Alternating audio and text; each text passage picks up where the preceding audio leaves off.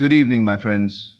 Tonight I want to share with you perhaps the most difficult yet most liberating teaching I have ever given. You must completely ignore what your outer reality is telling you. I can already see some of you tensing at these words. Your rational mind is protesting. But Neville, you're thinking, I have real problems, real debt, real sickness, real loneliness. How can I ignore what is right in front of me? And that is precisely the question I will answer tonight. Not with empty platitudes or wishful thinking, but with the profound understanding of how reality actually operates and how you can consciously use this knowledge to transform your entire life. What I am about to teach you will sound like insanity to those who are enslaved by their senses. But to those who are ready to claim their power as conscious creators, it will be the key that unlocks every door. Let me ask you something. Who told you that what you see is more real than what you imagine? Who gave your eyes the authority to dictate what is possible for you? Who decided that the numbers in your bank account have more power than the feelings in your consciousness? You have been hypnotized since childhood to believe that the physical world is the ultimate reality, that what you can touch and measure and verify with your senses is the truth, and everything else is merely fantasy or delusion. This is the greatest lie ever told to humanity. And as long as you believe it, you will remain imprisoned by circumstances, forever reacting to a world that seems to impose itself upon you.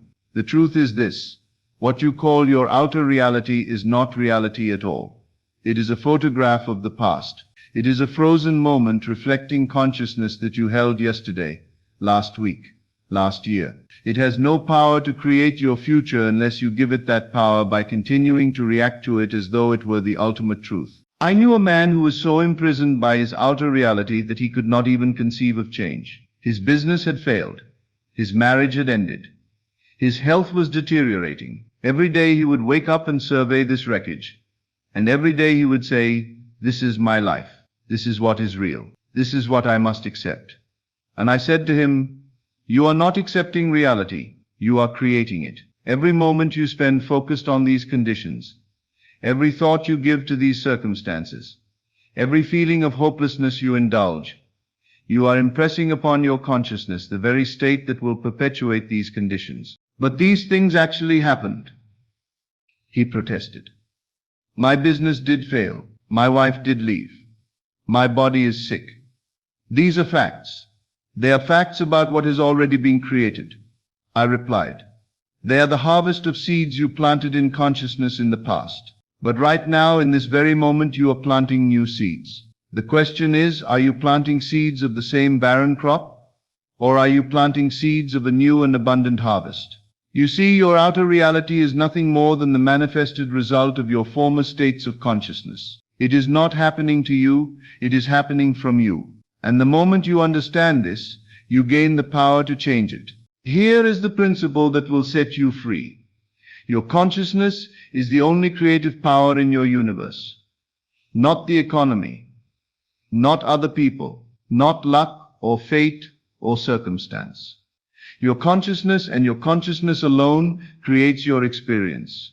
Every condition in your life, every situation you face, every person who appears in your world exists as they are because of the state of consciousness you have been occupying. Change your state of consciousness, and everything in your outer world must change to match it. This is not theory. This is not philosophy.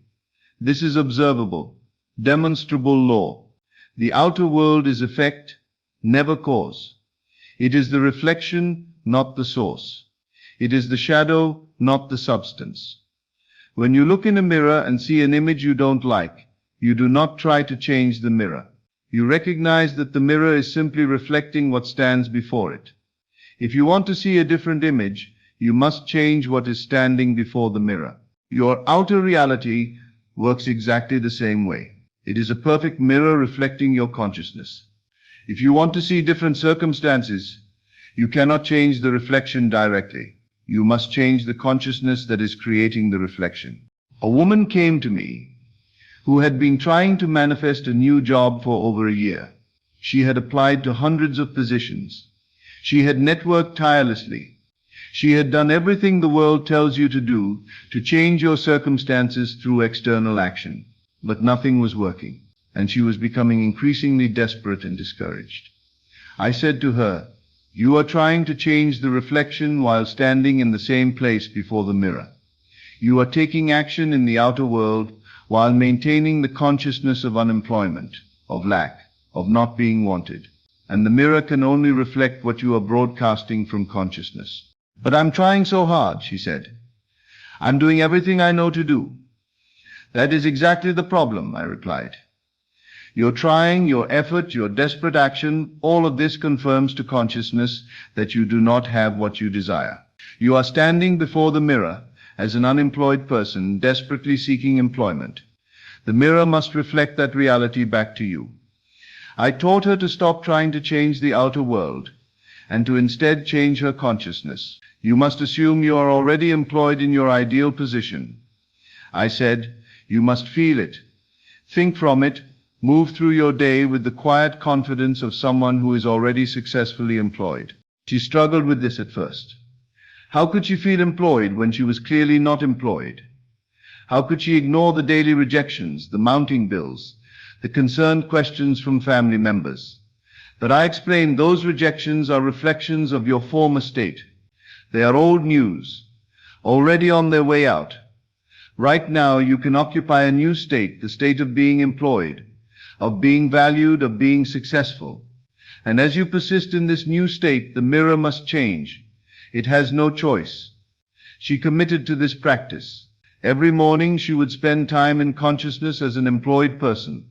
She would feel the satisfaction of meaningful work, imagine conversations with colleagues, experience the security of steady income. And throughout her day, whenever evidence of unemployment appeared, she would recognize it as old reflection and return to her assumption. Within 3 weeks, she received an unexpected call from a company she had interviewed with months earlier. They had created a new position specifically suited to her skills and wanted her to start immediately. The job was better than anything she had been applying for. The mirror had changed because she had changed what was standing before it. Now this is where most people fail in their manifestation attempts. They understand the principle intellectually. They grasp that consciousness creates reality. But when faced with concrete evidence that contradicts their desire, they cave. They let the outer reality dictate their inner state. They affirm abundance in the morning, but when the bills arrive in the afternoon, they panic. They visualize health at night, but when symptoms persist in the morning, they despair. They assume love in meditation, but when they face another lonely evening, they resign themselves to their fate. This is giving ultimate authority to the outer reality. This is bowing before the false god of physical evidence. This is allowing the mirror to tell you who you are instead of you telling the mirror who you are. To successfully ignore outer reality requires tremendous courage. It requires that you remain loyal to your unseen assumption even when everything visible contradicts it.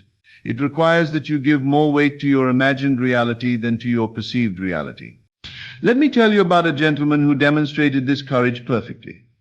He had been diagnosed with a condition that doctors told him was irreversible and progressive. The medical evidence was clear.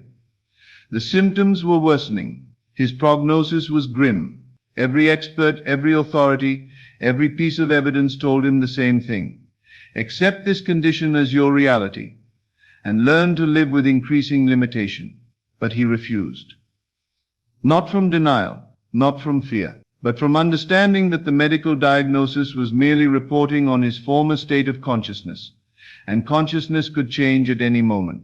He began to completely disregard the outer evidence. When symptoms appeared, he would observe them without giving them meaning or power. This is what was, he would say to himself. But what is now being created in consciousness is perfect health.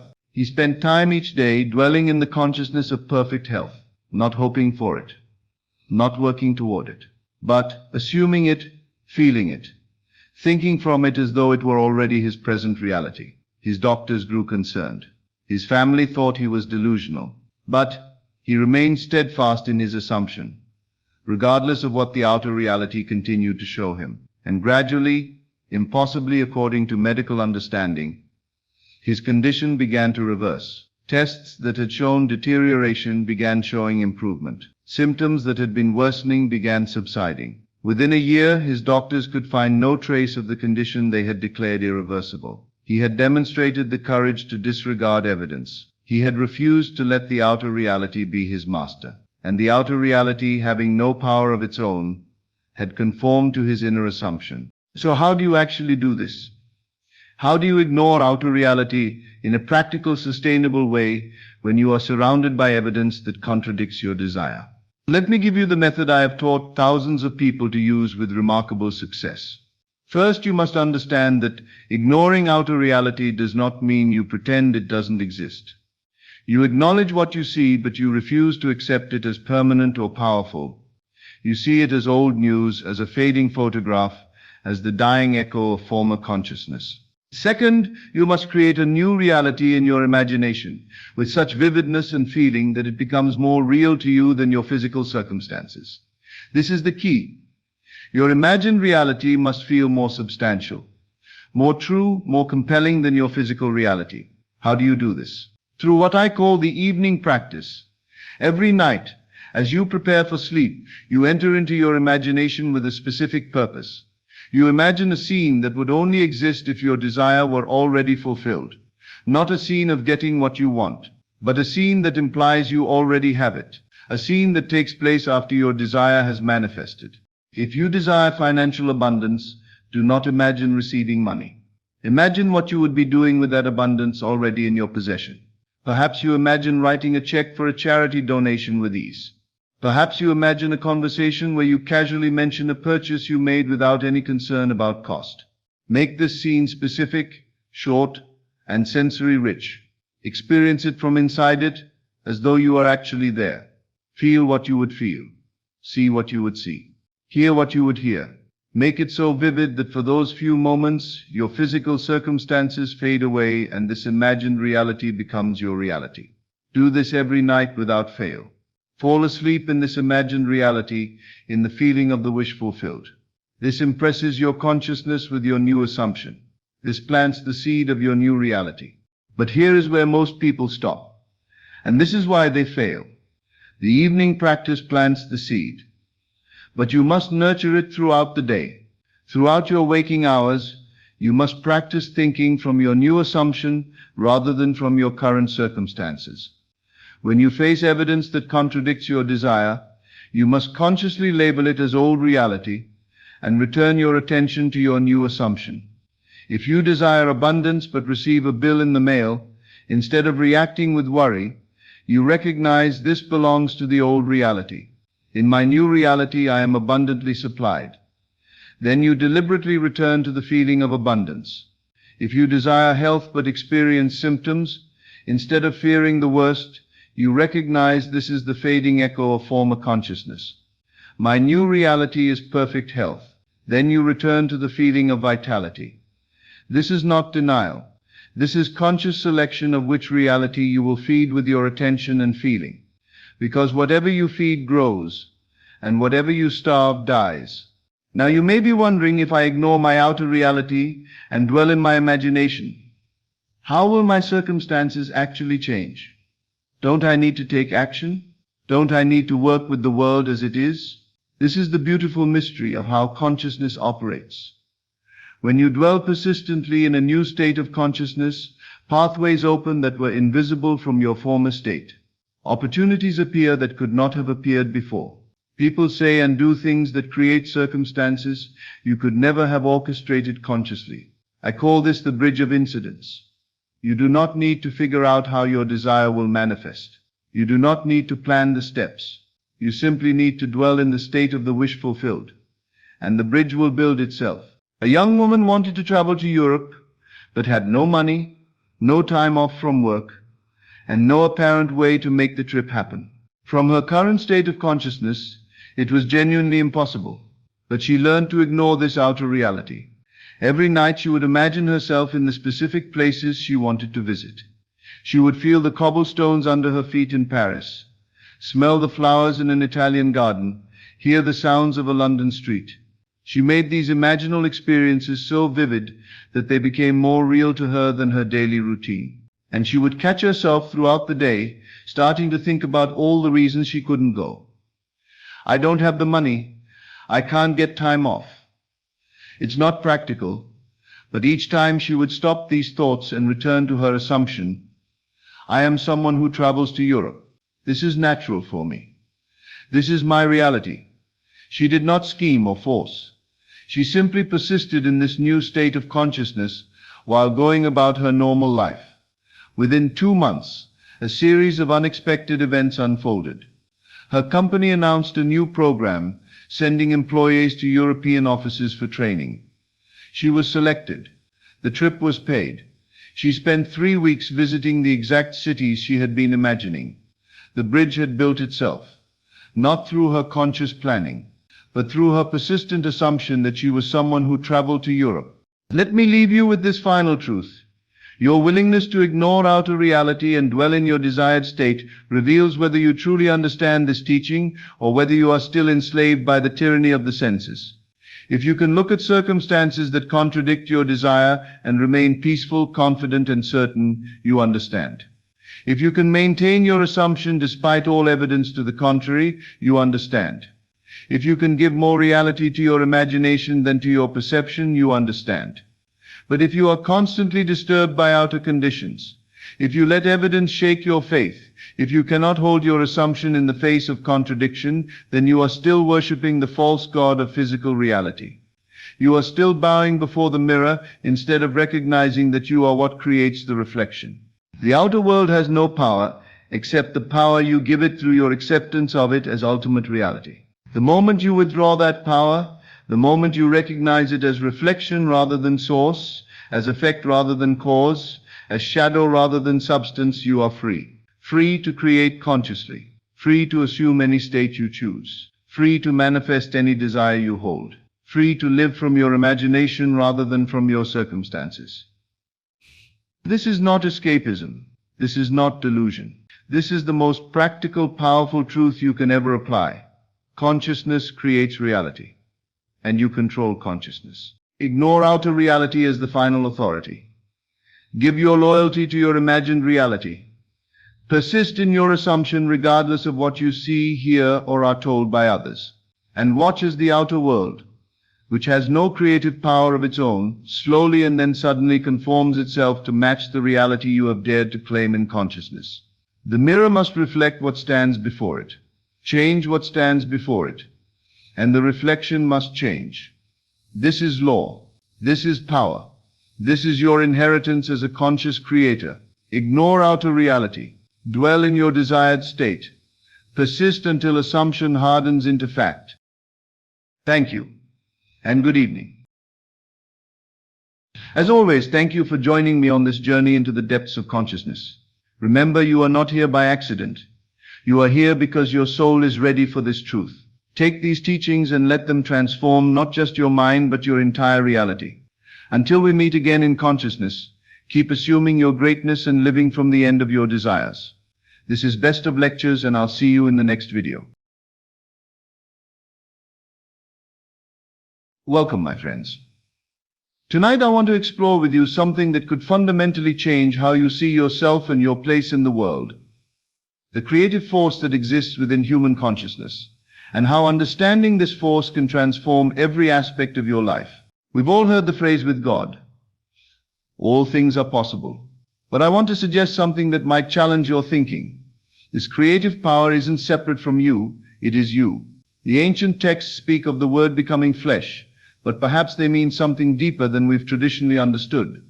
Perhaps they mean that the creative principle of the universe has taken up residence within human consciousness itself. Consider this carefully. If there is truly only one creative power in existence, and if that power operates through consciousness, then your consciousness must be an expression of that same divine creativity.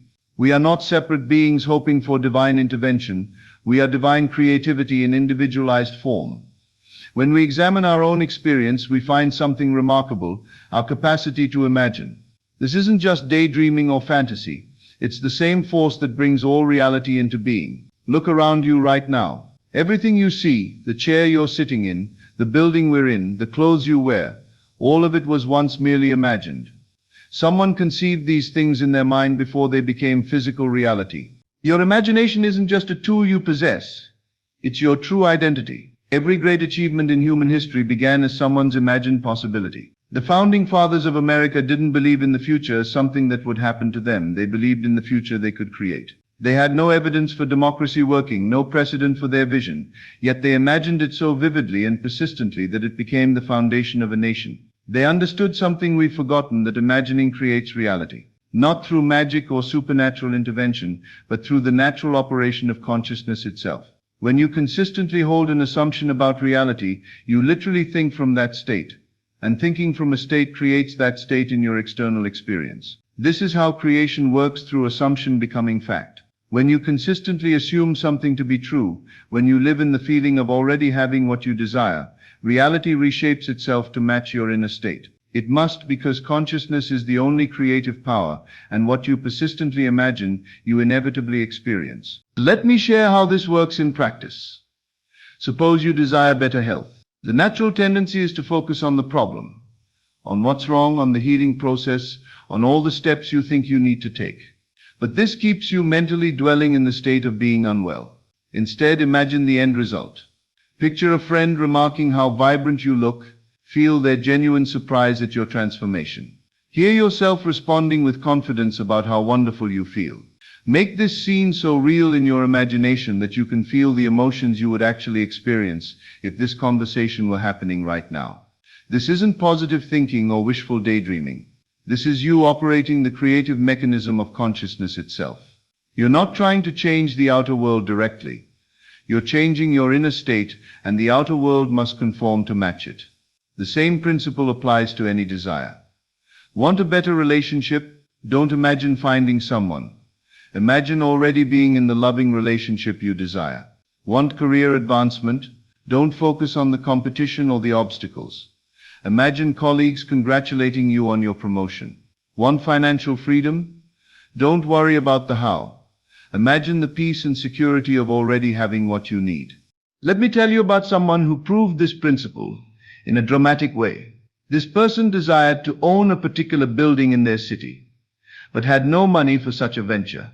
Every day for 2 years, as they walked past that building, they would imagine seeing their family name on the marquee. Not hoping for it, not planning how to get it, simply assuming it was already true. They would feel the pride of ownership, the satisfaction of success, the reality of their vision, as if it had already come to pass. They lived in that state consistently, day after day, until it felt more real than their current circumstances. One day, a complete stranger approached them with an extraordinary offer. This man, whom they had never met, proposed to purchase the building on their behalf, requiring only their signature and a promise to repay at modest interest over 10 years. No money down, no collateral required, just their commitment to the vision they had been holding. That business venture grew into a multi-million-dollar enterprise that eventually expanded across multiple locations. When the building was finally sold decades later, it brought nearly 20 times the original purchase price. The stranger who made it all possible became a lifelong friend, and upon his death left substantial wealth to the family as a gesture of appreciation for their integrity. This stranger appeared at exactly the right moment because consciousness had arranged all the necessary circumstances. When you change your inner state, the outer world must provide the bridge of incidents to make your assumption into fact. The person didn't attract this opportunity through networking or business acumen. They created it through sustained imaginative assumption. This creative power operates through what I call living in the end. Instead of focusing on how your desire might come about, you jump to the final result and make that your dwelling place in consciousness. You assume the feeling of the wish fulfilled and persist in that assumption until it becomes your natural state. Think about this. If you truly believed you already possessed what you desire, how would you feel right now? How would you move through your day? What kind of confidence would you have? What conversations would you be having with yourself and others? This is the state you want to cultivate and maintain. The challenge is that your current circumstances will seem to contradict your assumption. Your senses will tell you nothing has changed. Your rational mind will argue against the reality of your vision. But this is where faith becomes practical. Not blind faith, but intelligent persistence in a principle you can test and verify through experience. This principle extends far beyond personal desires. You can use this creative power on behalf of others without their knowledge or permission. See your unemployed friend gainfully employed. Imagine your struggling neighbor prospering. Feel the reality of their success as clearly as you would your own. I once knew someone whose colleague was about to be fired for poor performance. Instead of offering advice or trying to intervene directly, he simply began imagining this person being praised by their superiors for excellent work. He would sit at his desk and clearly hear the management team discussing this colleague's valuable contributions. Within days, the situation completely reversed. The person who was about to be terminated was suddenly being commended for innovative ideas and exceptional performance. The shift was so dramatic that the colleague himself was amazed, though he never knew about the imaginative work being done on his behalf. When you truly understand that consciousness is the only creative power in the universe, you realize that everyone you encounter is connected to your own creative capacity. Helping others rise is helping yourself rise, because at the deepest level there is only one consciousness appearing as many. With this understanding comes tremendous responsibility. You are constantly imagining, constantly creating through your assumptions about yourself and others. The question isn't whether you're using this power, you're always using it. The question is whether you're using it consciously and constructively.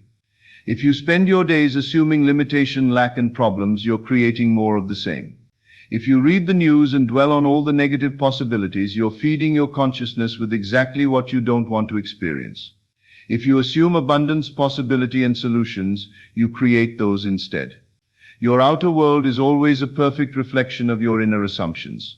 Most people create unconsciously, reacting to circumstances rather than creating them. They imagine what they fear more vividly than what they desire. They assume their limitations are permanent and their problems are insurmountable. Then they wonder why their circumstances never improve. But once you understand this principle, you can begin creating deliberately. You can choose what to imagine. You can select which assumptions to maintain. You can decide what kind of inner state to cultivate, knowing that your outer world will inevitably conform to match it.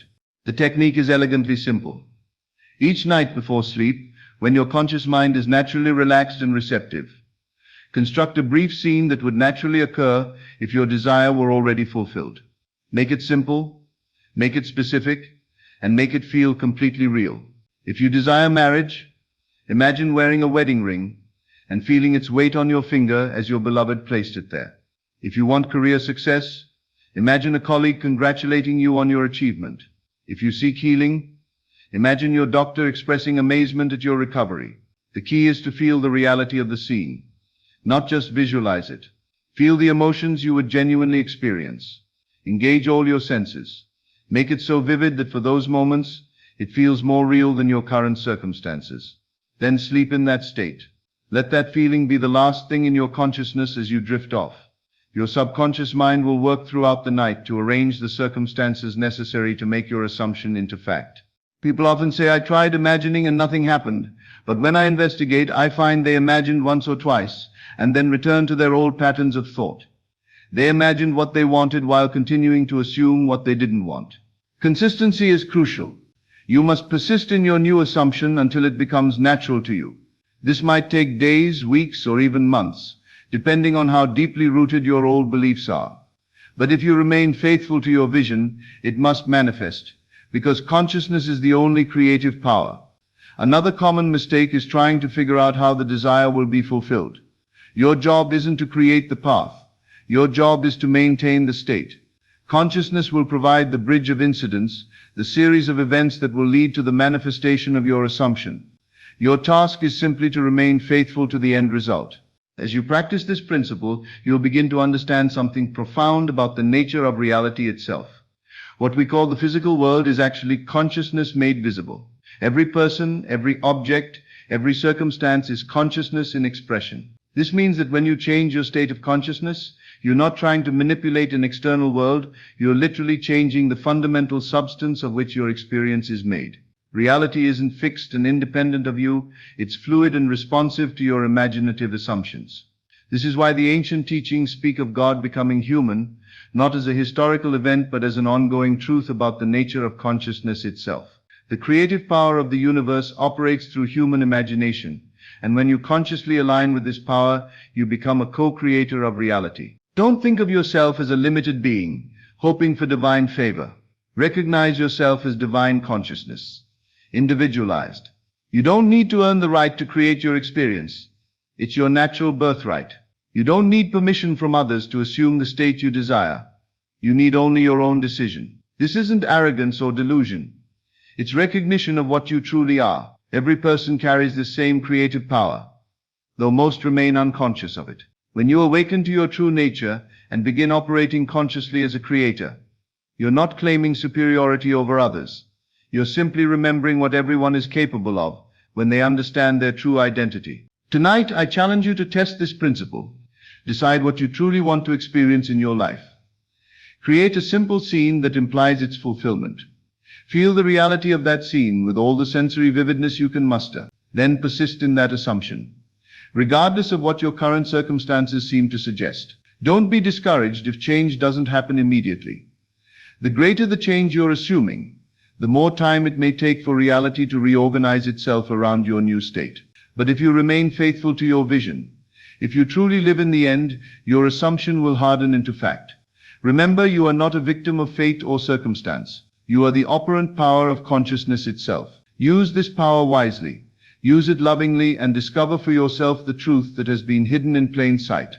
Within you lies the creative force that spoke the universe into existence. The invitation stands before you. Will you continue creating unconsciously through worry and limitation, or will you begin creating consciously through imagination and assumption? The choice, as always, is yours to make. Thank you for your attention tonight. Go forth and create consciously. Thanks for watching Best of Lectures. Hope this gave you something to think about. If you enjoyed it, hit subscribe for more lectures on consciousness, potential, and life's deeper questions. Drop a comment and let me know what you think. I love hearing from you. Please subscribe for more transformative content, and I'll see you in the next video. The world is a reflection of what we assume to be true, whether conscious or unconscious. Every belief, no matter how small, contributes to the creation of the life we experience. Our assumptions, when held with intensity, attract the corresponding conditions into our lives. This process is not some mystical force, but a fundamental law that governs the universe. By mastering our assumptions, we can deliberately shape our destiny. This principle is simple yet profound. What we think about consistently is what we bring into existence. Our world responds to our inner reality, and by altering our thoughts, we alter the course of our lives. This law operates at all times, whether we are aware of it or not. It is not about what we want, but what we believe to be true. In this process, imagination plays a crucial role. Imagination is not just a fantasy, it is the key to unlocking our desired future. When we vividly imagine our desires as already fulfilled, we send a powerful signal to the universe. This signal aligns with the energy needed to manifest the outcome. The mind does not distinguish between what is real and what is imagined, making this an incredibly potent tool. When we saturate our minds with the image of our ideal reality, it starts to become our dominant thought. Our dominant thoughts shape our emotions, which then influence our actions. By focusing on what we wish to manifest, we begin to attract circumstances that reflect those desires. The more we dwell on positive assumptions, the quicker they materialize.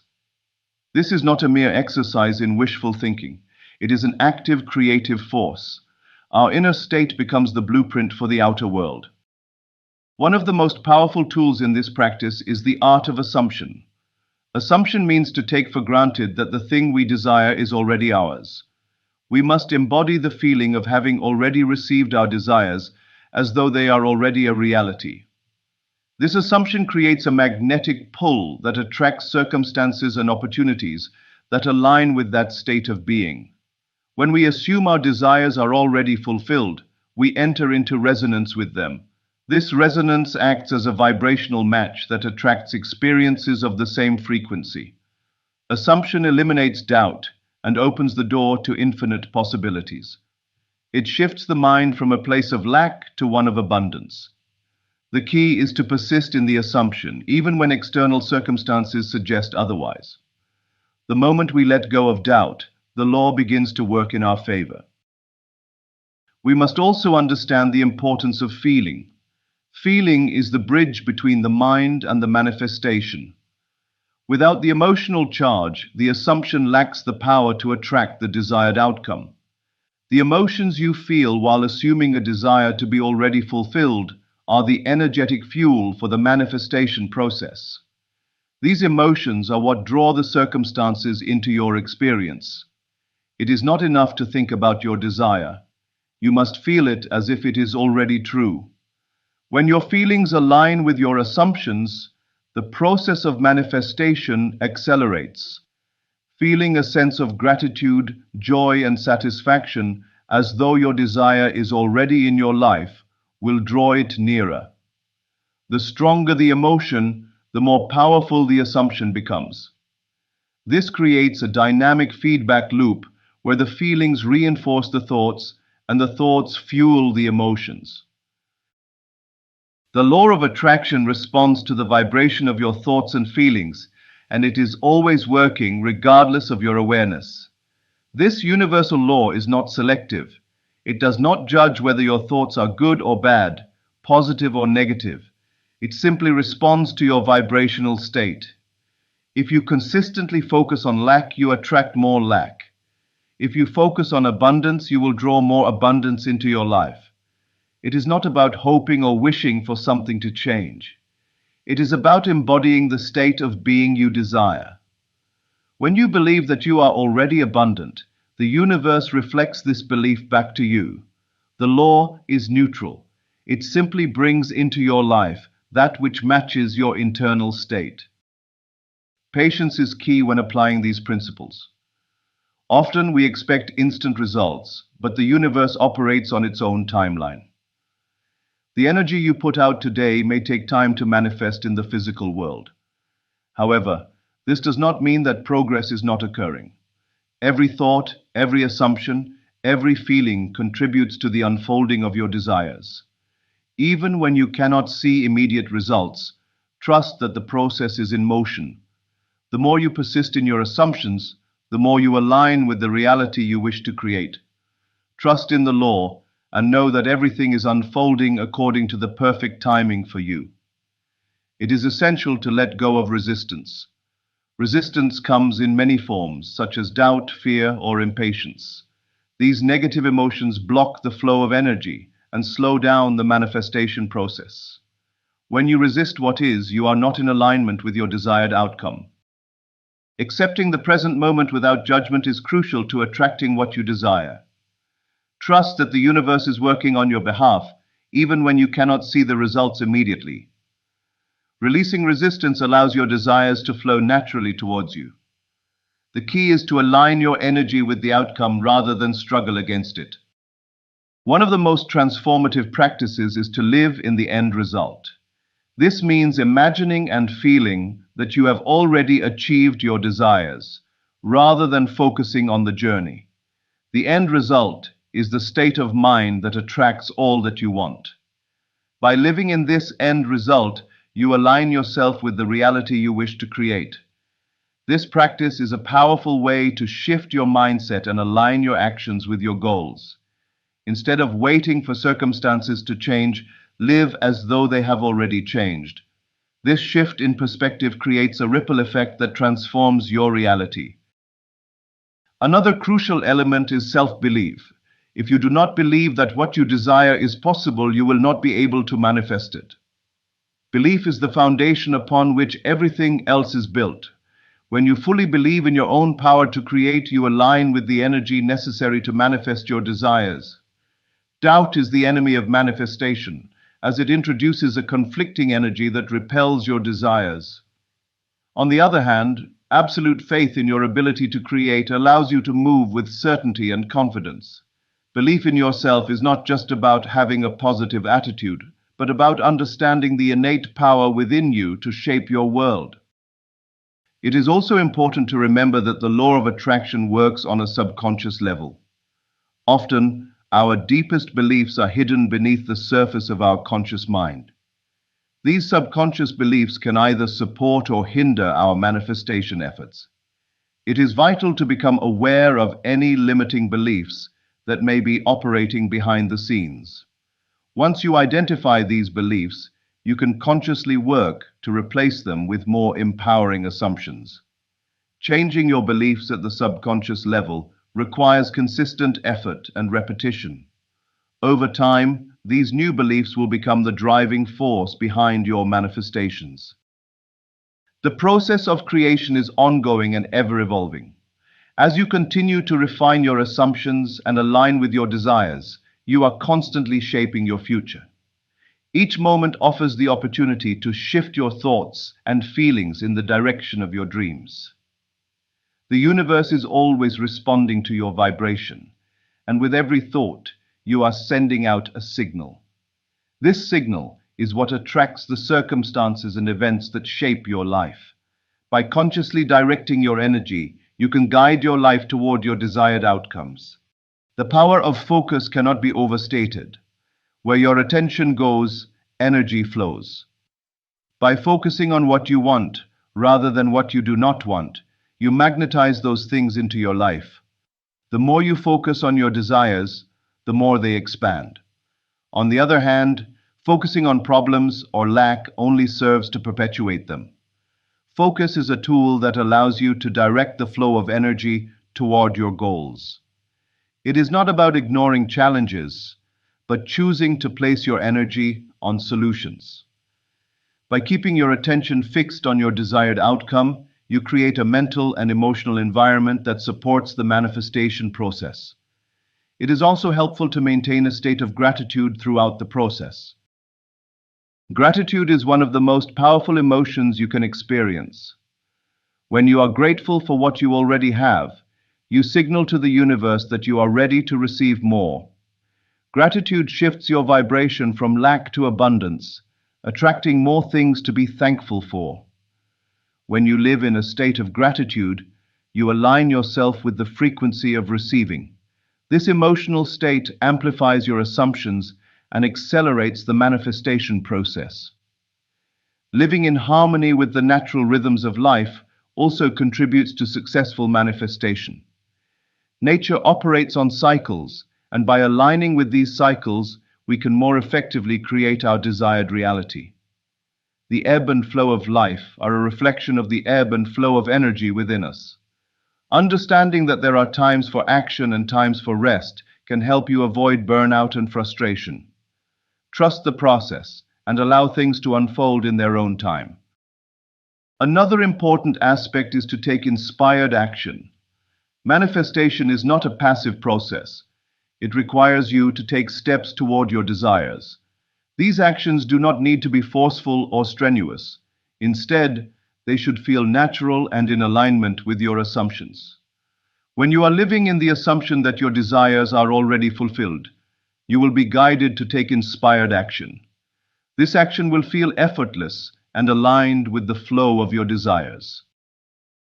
Trust that the universe will guide you to the right opportunities, people, and experiences that will bring you closer to your goals.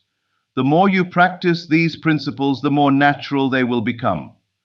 Over time, you will develop a deep sense of knowing that you are the creator of your reality.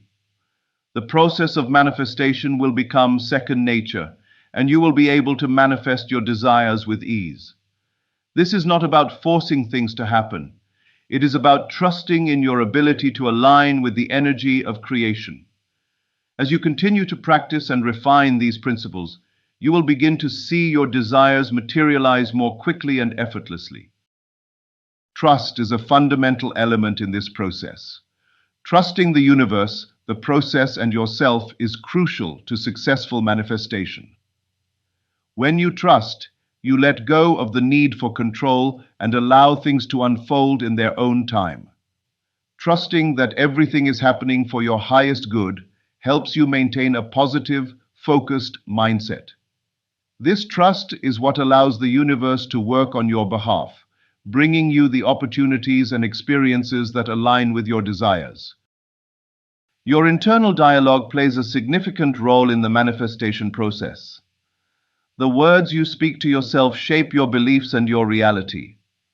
If your internal dialogue is filled with negativity, doubt, or fear, These thoughts will manifest in your life. On the other hand, a positive, affirming internal dialogue reinforces your assumptions and accelerates the manifestation process. Speak to yourself as if your desires have already been fulfilled, and your reality will reflect this new belief. This simple shift in language can have a profound impact on the outcome of your desires. It is important to focus on the end result rather than the steps to get there. The how is not your concern. The universe has its own way of bringing about the desired outcome, and often it is beyond your imagination. By focusing on the end result, you align yourself with the energy of that outcome, which then draws the necessary circumstances into your life. Trust that the universe knows how to deliver what you want in the most efficient way possible. Let go of any attachment to the process and focus solely on the end result.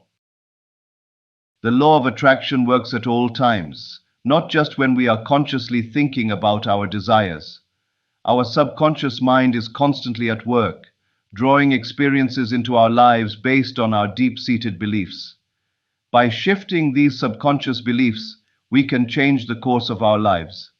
This is why it is important to be mindful of our thoughts and assumptions at all times. The more we focus on what we desire, and the more we embody the feeling of having it, the more we will attract it into our lives. A key to successful manifestation is to practice consistency. Like any skill, manifestation requires practice and consistency. The more you consistently focus on your desires, the more natural it becomes to assume that they are already true. The more you feel the emotions of having your desires fulfilled, the more powerfully you attract them into your life. Consistency creates momentum, and with momentum comes the rapid manifestation of your desires. Whether you are visualizing, affirming, or simply living in the assumption, consistency is essential to success. It is essential to release attachment to the outcome. When you are overly attached to how and when your desires will manifest, you create resistance. This resistance blocks the flow of energy and slows down the manifestation process. Detach from the outcome and trust that it will come to you in the right way and at the right time. The more you let go of attachment, the more freely the universe can deliver your desires. This is about trusting the process and having faith that everything is unfolding for your highest good. The law of attraction is always in motion. It does not wait for the right circumstances, nor does it hesitate based on external appearances. It is constantly responding to your thoughts and feelings, bringing you experiences that match your dominant assumptions. If you focus on love, abundance, and success, the universe will deliver those things to you. If you focus on fear, lack, and limitation, the universe will deliver more of those experiences. The key is to consistently focus on what you want rather than what you do not want. Every thought carries energy, and this energy attracts like energy. Your thoughts, whether positive or negative, send out a vibration into the universe that attracts experiences of the same frequency. The more positive and aligned your thoughts are with your desires, the more quickly they will manifest. The more negative and contradictory your thoughts are, the more you will attract experiences that match that energy. By controlling your thoughts and aligning them with what you desire, you can begin to shape your reality. Living in alignment with your desires requires you to embody the feelings of having already achieved them. This is the essence of living in the end. When you can feel the joy, satisfaction, and fulfillment of having your desires now, you are in the most powerful state for manifestation. Your feelings are the key to creating the life you want. By consistently living in the end result, you attract all the circumstances, people, and opportunities that align with your desires. The process of manifestation requires a deep level of trust in the unseen. You may not always be able to see the changes occurring on a physical level, but know that the universe is working behind the scenes. Every thought, feeling, and assumption you have is contributing to the unfolding of your desires. Trust that the law is always working, even when you cannot see it. Believe in the unseen forces at work, and know that everything is aligning perfectly for your benefit. The law of attraction is not a passive force. It requires you to actively engage with it. It requires you to focus on your desires, feel them as if they are already true, and assume that they are on their way. By doing so, you become a magnet for your desires. The more you embody these principles, the more you will see the world around you shift in response. Remember that you are the creator of your reality, and the law of attraction is always working in your favor when you align your thoughts, feelings, and assumptions with your desires. If this content made sense to you, don't keep this knowledge to yourself. Share this video with someone who needs to hear this message. Help others see that they too have the power to transform their financial reality. And remember, this is just the beginning. Subscribe to the channel to continue receiving content like this, which will help you grow, evolve, and achieve the life you deserve. Leave your comment below, telling us how you plan to put this into practice, and let's build a community focused on prosperity and transformation together.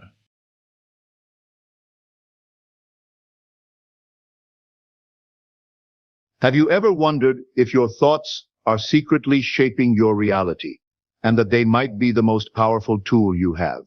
What if every fleeting idea, every hidden belief, is already building your future, moment by moment? Tonight, we get to take that power back. I'm going to show you how to turn your thoughts into your greatest ally, so you can create the life you actually want, on purpose and at full power. We've all heard the phrase mind over matter, but what if I told you this isn't just a motivational saying? It's actually the very heart of what we call the law of attraction. Tonight, we're going to explore the extraordinary power you have to manifest your dreams through the deliberate direction of your thoughts. Yes, it really can be that simple. You see, harnessing the power of your own thoughts may very well be the key to realizing your wildest aspirations. You're not just a passive observer of your life's circumstances. You're the active architect of your experience. And every single thought you entertain serves as a blueprint for what's to come. So I invite you to open your minds as we embark on this fascinating journey into the world of manifestation, where your thoughts are truly about to become your reality. In the realm of personal development, you will find that your thoughts have an impressive power to shape your reality. You are not just a passive recipient of circumstances, you are the active creator. Every thought you entertain is a seed that can grow into a reality. It's up to you to cultivate positive, empowering thoughts and weed out the negative ones. Imagine your thoughts as invisible architects designing your future. They are not just idle musings, they have real, tangible consequences. You might not see the immediate effects, but rest assured, they are at work. Every thought you hold, every belief you harbor, serves as a blueprint for your life. You have heard the saying, you are what you eat. Now consider this, you are what you think. Your thoughts are the raw material from which your life is crafted. And you, my friend, are the master craftsman. You hold the chisel and the hammer. You have the power to sculpt your life into a masterpiece of your choosing. Don't underestimate the power of your thoughts. They are your most potent tool for personal growth and transformation. Harness them, direct them towards your dreams, and watch as they become your reality. You have got a powerful tool at your disposal, and it's time to understand how to use it. The theory of manifestation is all about turning your thoughts into tangible realities. Think of your mind as a magnet attracting circumstances, people, and resources that align with your thoughts. Believe it or not, you are creating your reality every moment with every thought. You are like a sculptor, shaping the clay of your life with the chisel of your mind. You see, the universe operates on energy and vibrations. Your thoughts are energy, your feelings are vibrations, and together they act as a signal to the universe. Send out positive, hopeful signals, and you will attract positive, hopeful experiences. It's as simple as that. But how, you might ask, how do I manifest my desires? It starts with clarity. Be clear on what you want. Visualize it, feel it, and then release it to the universe. Trust that it will come to fruition. Next, be consistent. Your thoughts should align with your desires, not contradict them. If you desire wealth but constantly worry about lack, you are sending mixed signals. So focus on abundance instead. Finally, take action. Manifestation isn't about sitting around and waiting. It's about doing, moving, living in alignment with your desires. You have got this. You can manifest your dreams. Remember, you are not at the mercy of circumstances. You are the creator of them. So go ahead.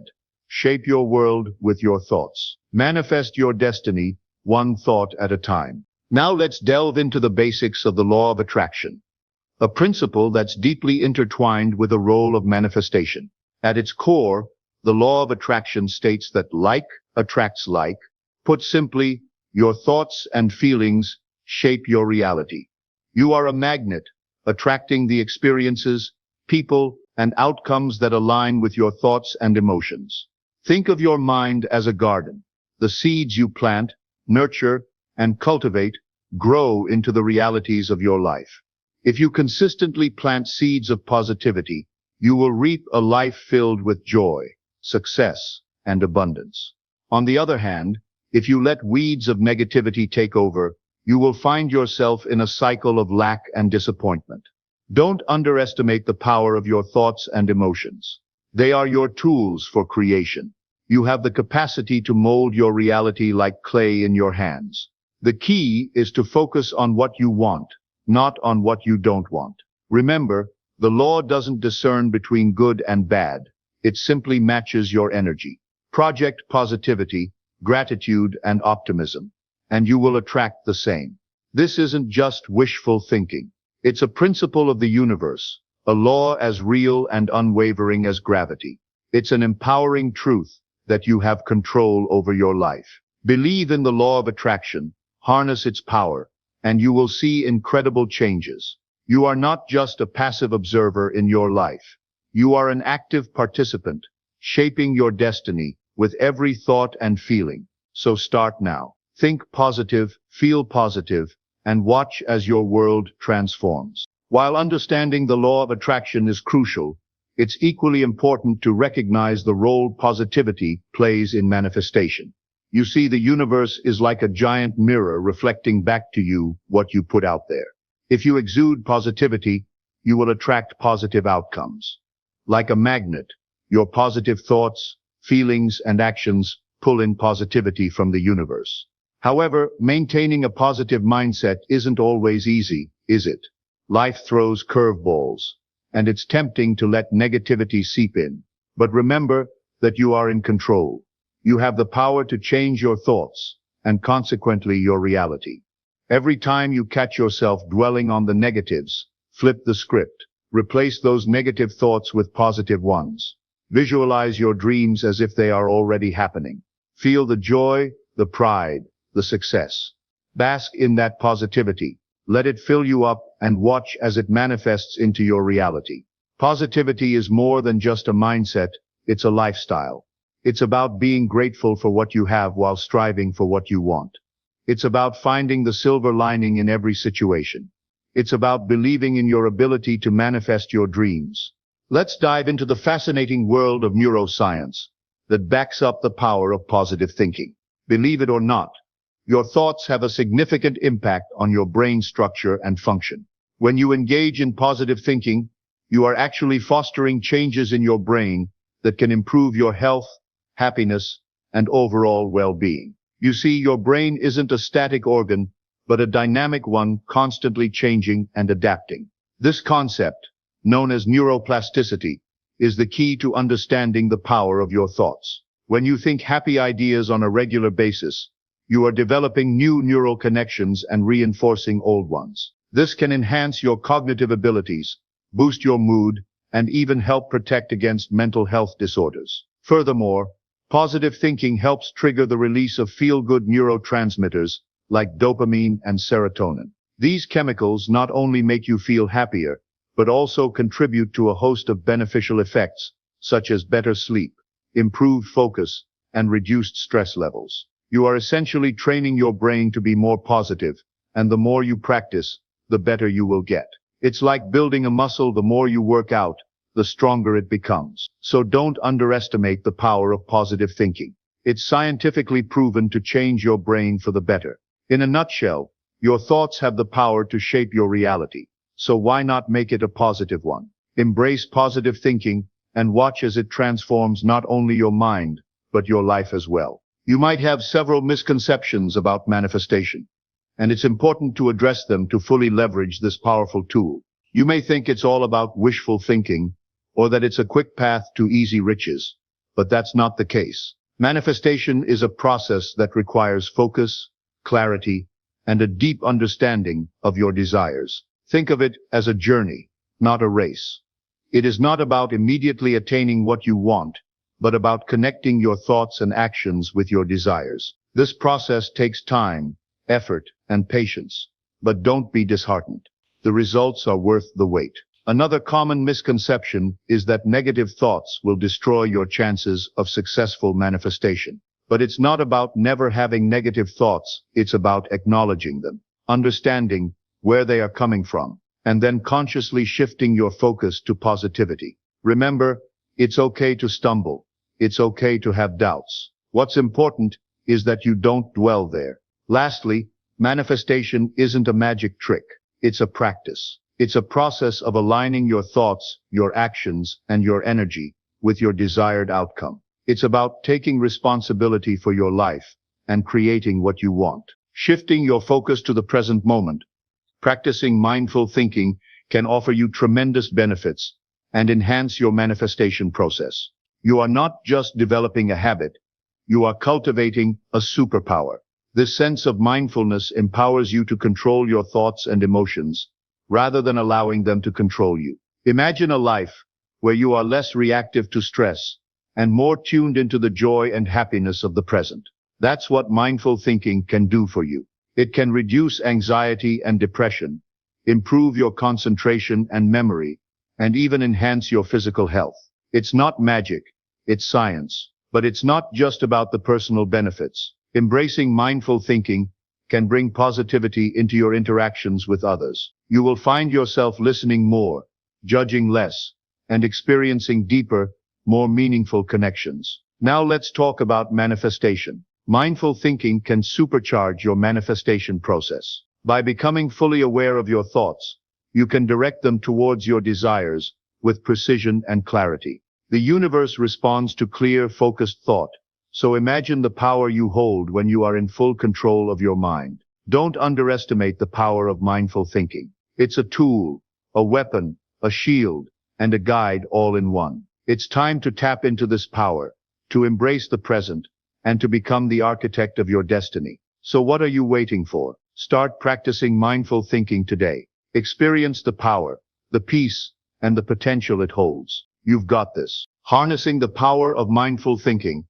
Let's now delve into the specific steps you need to take for effective manifestation.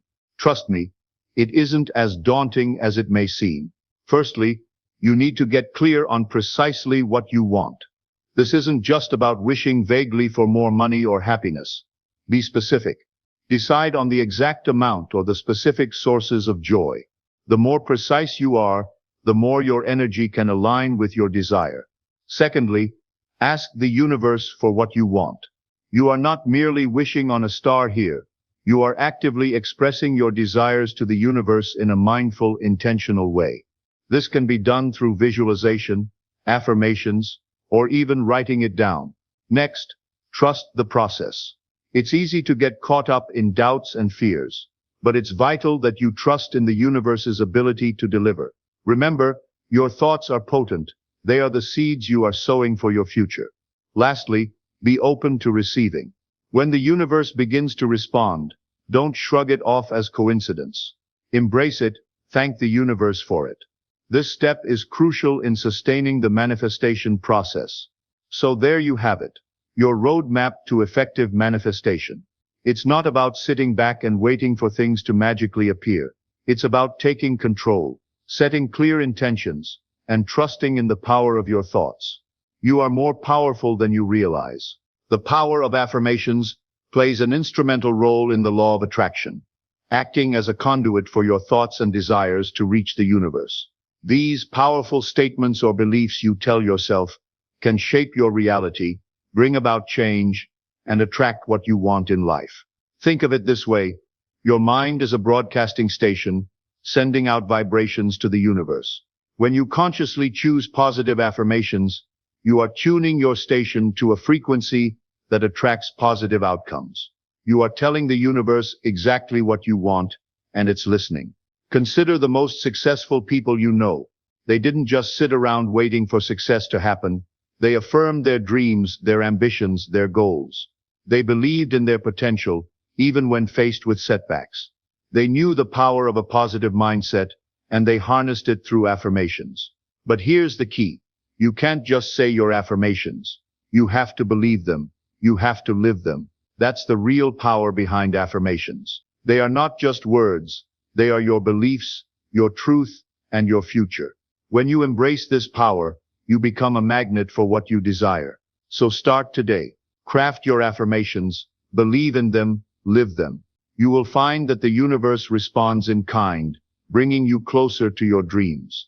On the flip side, if you let negative thoughts creep in, they can pull you away from your desired path and manifest unwanted outcomes in your life. Just like a small pebble can create a ripple effect in a pond, one negative thought can impact your entire day, week, or even your life. But you are stronger than that. You can change your thoughts and in turn, change your life. Negative thoughts are powerful, but so are you. You have the ability to control your thoughts and hence your destiny. It's not always easy, but it's entirely possible. Negative thoughts can make you feel stuck, but remember, you are not a tree. You can change your thinking and shift your focus from the negative to the positive. When you dwell on negative thoughts, you are actually giving them power to dictate your actions. But what if you divert that energy towards positive thinking? You will not only feel happier, but you will also find yourself attracting more positivity into your life. It's a simple equation. The more you focus on the negative, the more negativity you attract. The more you focus on the positive, the more positivity you attract. In spite of your doubts and fears, you can conquer them and effectively transform your life. It's all about mindset. Recognize that these aren't concrete obstacles, but mental blocks that you have built up over time. They are not a part of you, but rather something you have the power to change. You must first acknowledge your fears, as this is the first step towards overcoming them. Don't push them away or ignore them. Confront them head on. Look them in the eye and say, I see you, and I will change you. Use them as fuel to propel you forward, not as an anchor holding you back.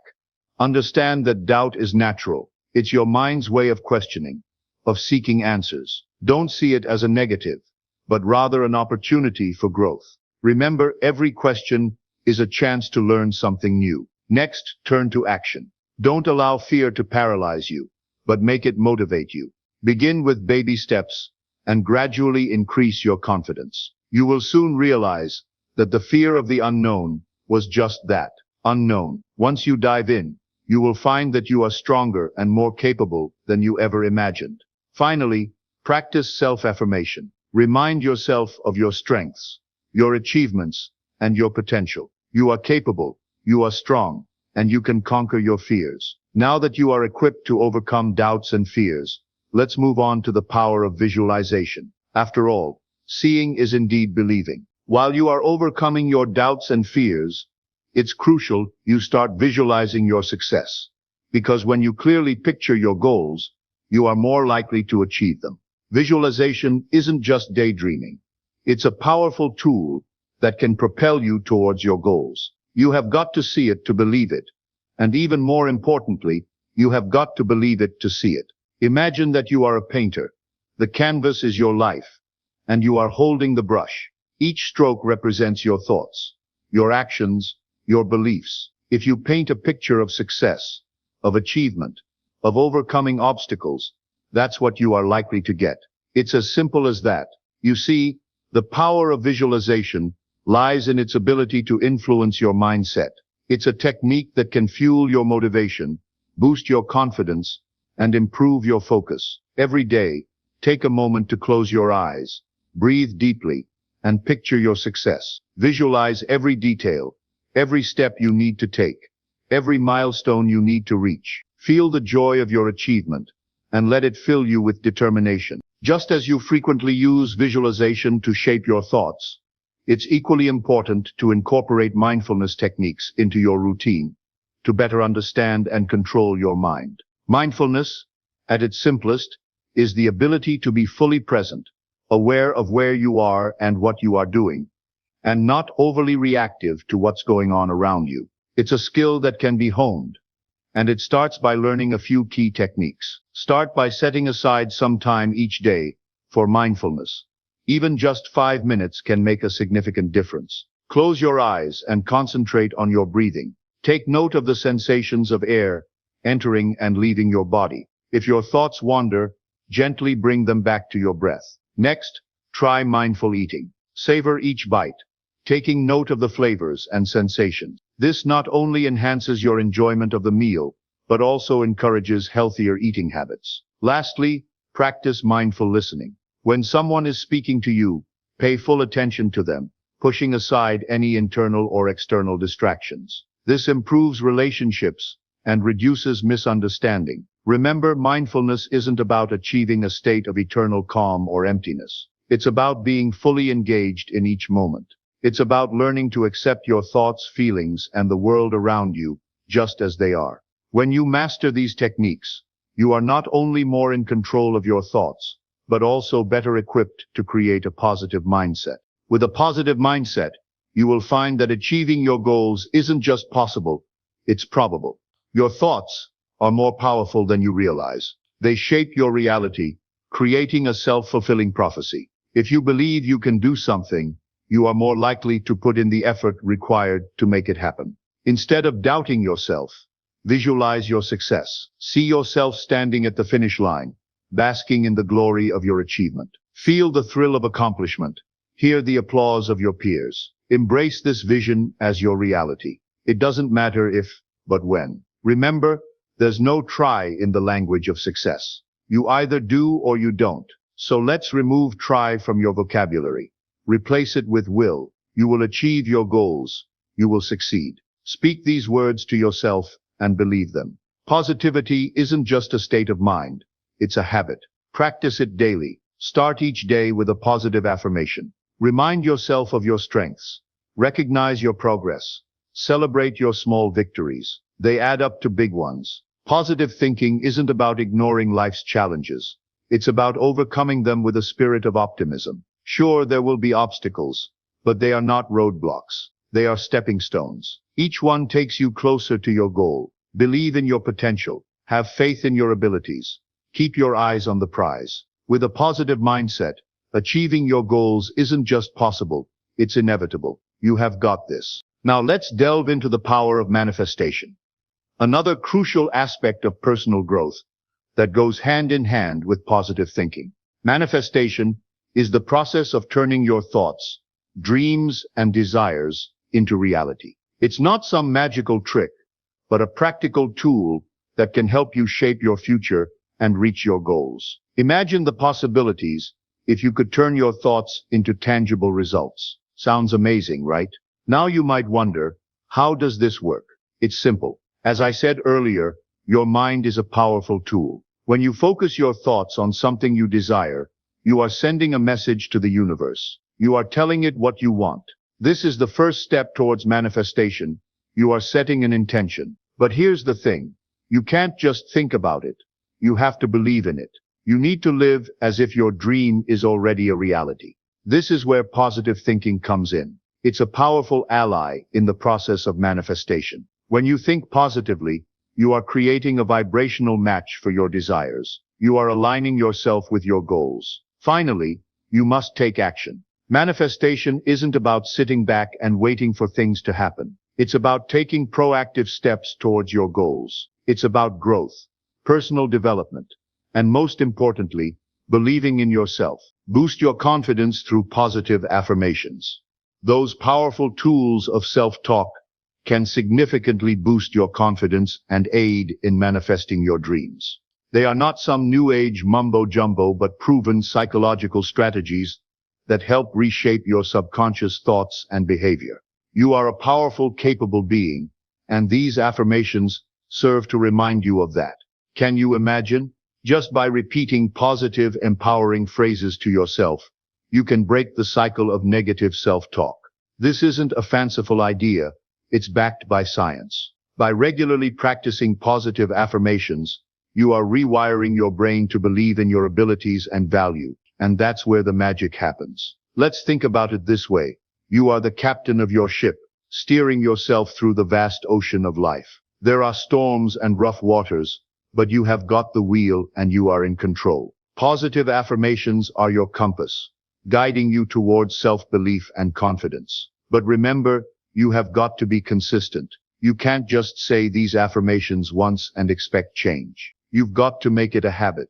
Every morning, stand in front of your mirror, look yourself in the eyes, and tell yourself that you are capable, you are deserving, you are enough, because you are. In your journey towards self-improvement, understanding the psychology of belief systems can be a real game changer. Your belief systems, those intricate webs of knowledge and experiences that shape your understanding of the world, are powerful tools for personal growth. They are not just static, rigid structures. Instead, they are dynamic, adaptable, and entirely within your control.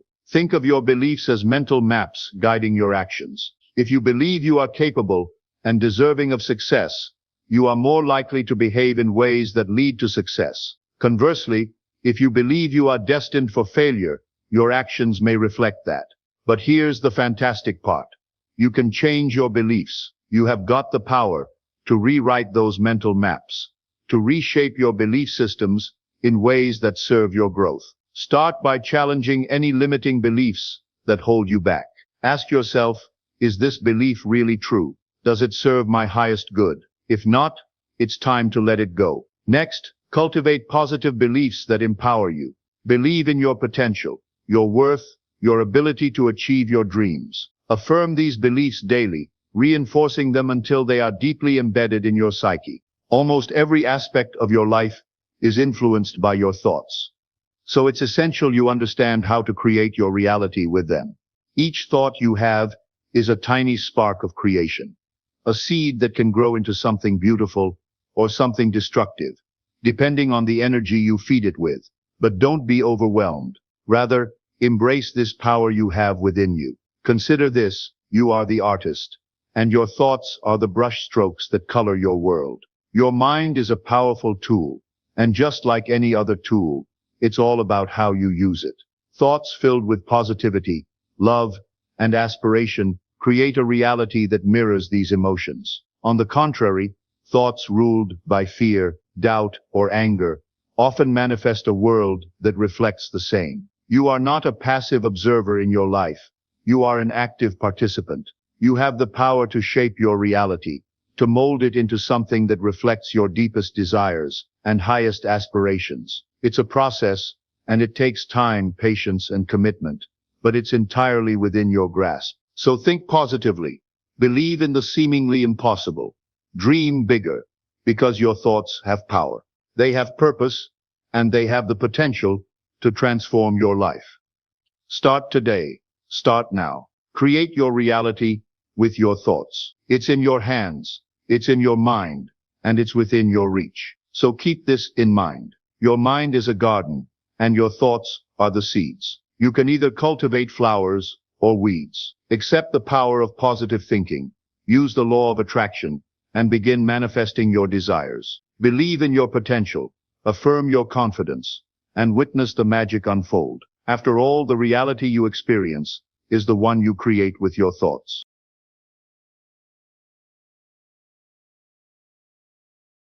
What if I told you that your bank account right now has absolutely nothing to do with your ability to create massive wealth?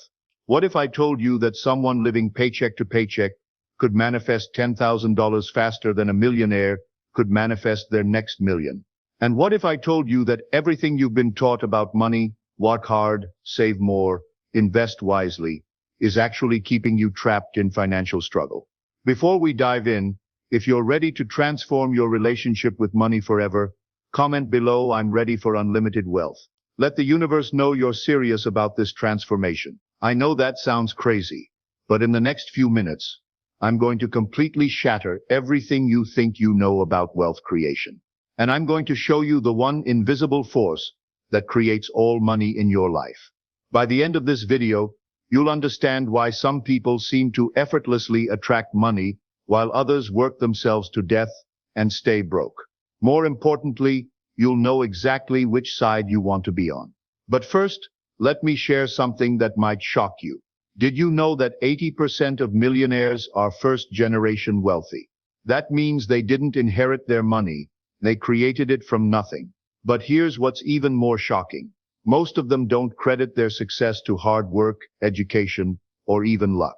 When researchers interview self-made millionaires, the number one factor they credit for their wealth is what they call mindset, or thinking differently. They operated from a completely different consciousness around money. Let me start with a story that changed everything for me, and will probably change everything for you too. Two people, both 35 years old, both college graduates, both living in the same city with the same cost of living. Person A works 60 hours a week at their corporate job, has 3 side hustles running on weekends, follows every financial guru's advice religiously, budgets every single penny that comes in and goes out. They read investment books voraciously, attend wealth seminars religiously, track their expenses obsessively, and sacrifice their social life for financial goals. They do everything the experts tell them to do. Person B works part-time at a job they absolutely love, spends money freely on things that bring them joy and fulfillment, never worries about their finances, never checks their bank balance obsessively. They've never read a finance book or attended a wealth seminar in their life. They don't even have a budget.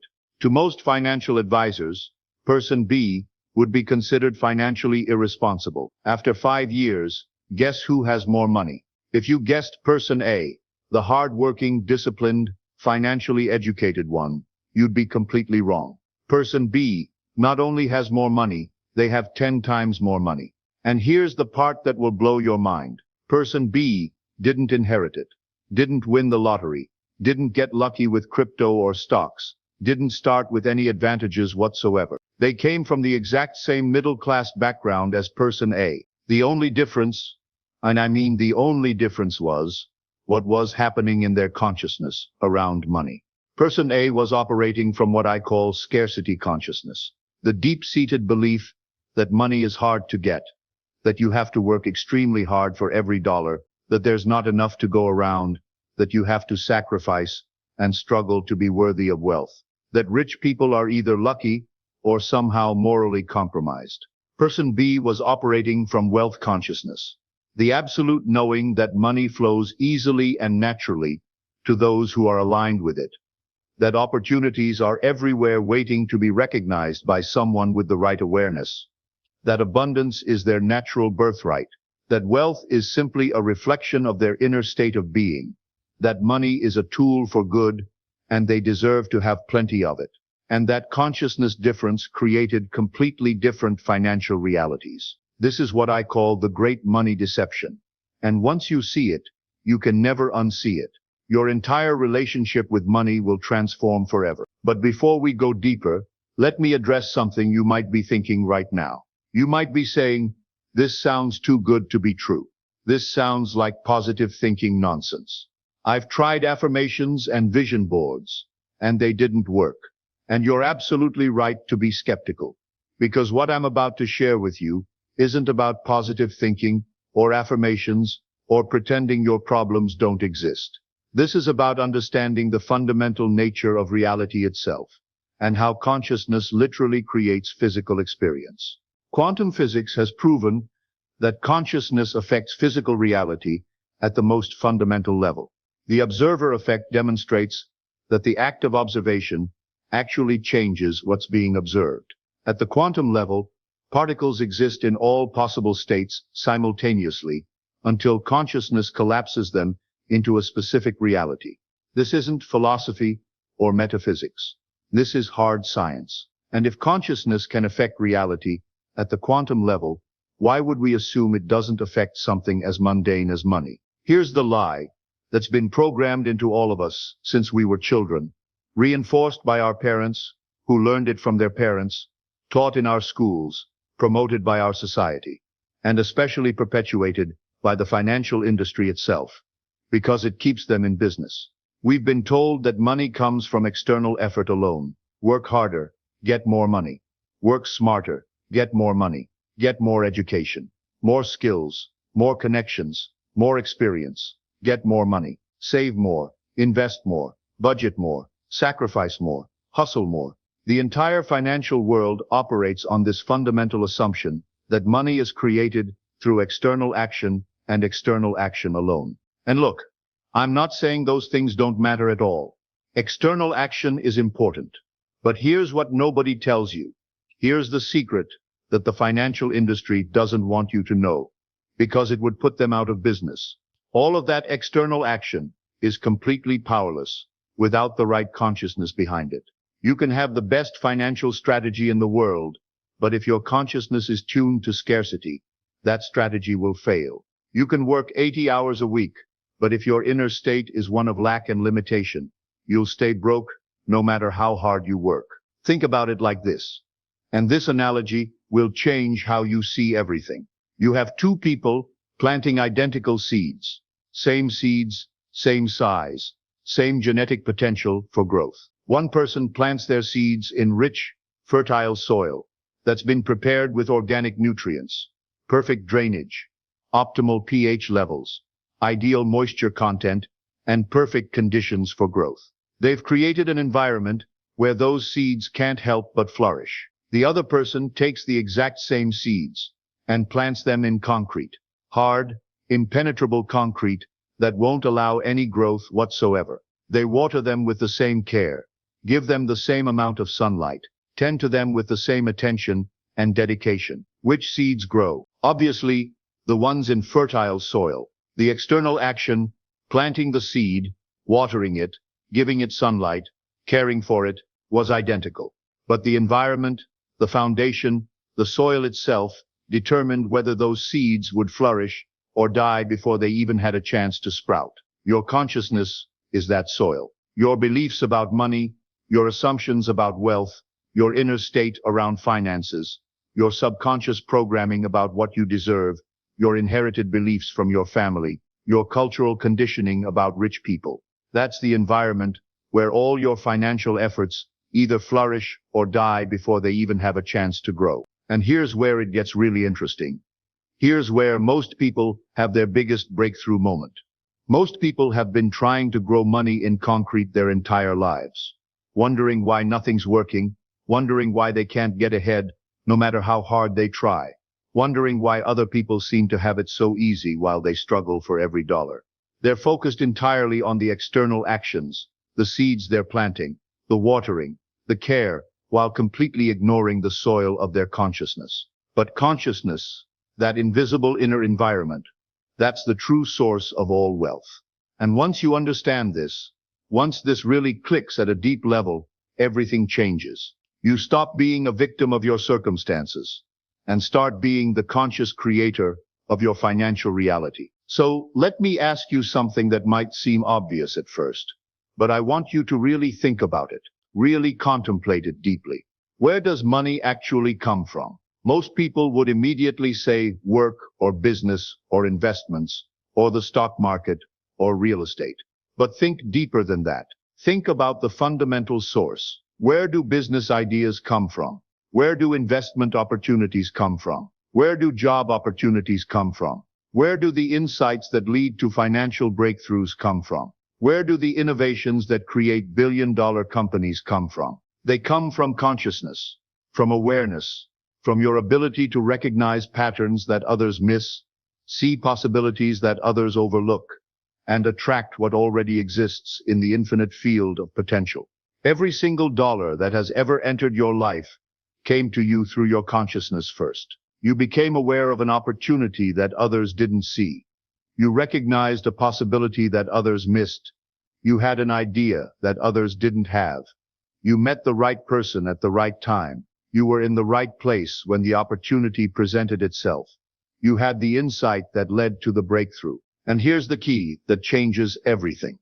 The money was always there, existing in the quantum field of infinite possibilities, waiting for someone with the right consciousness to recognize it and claim it.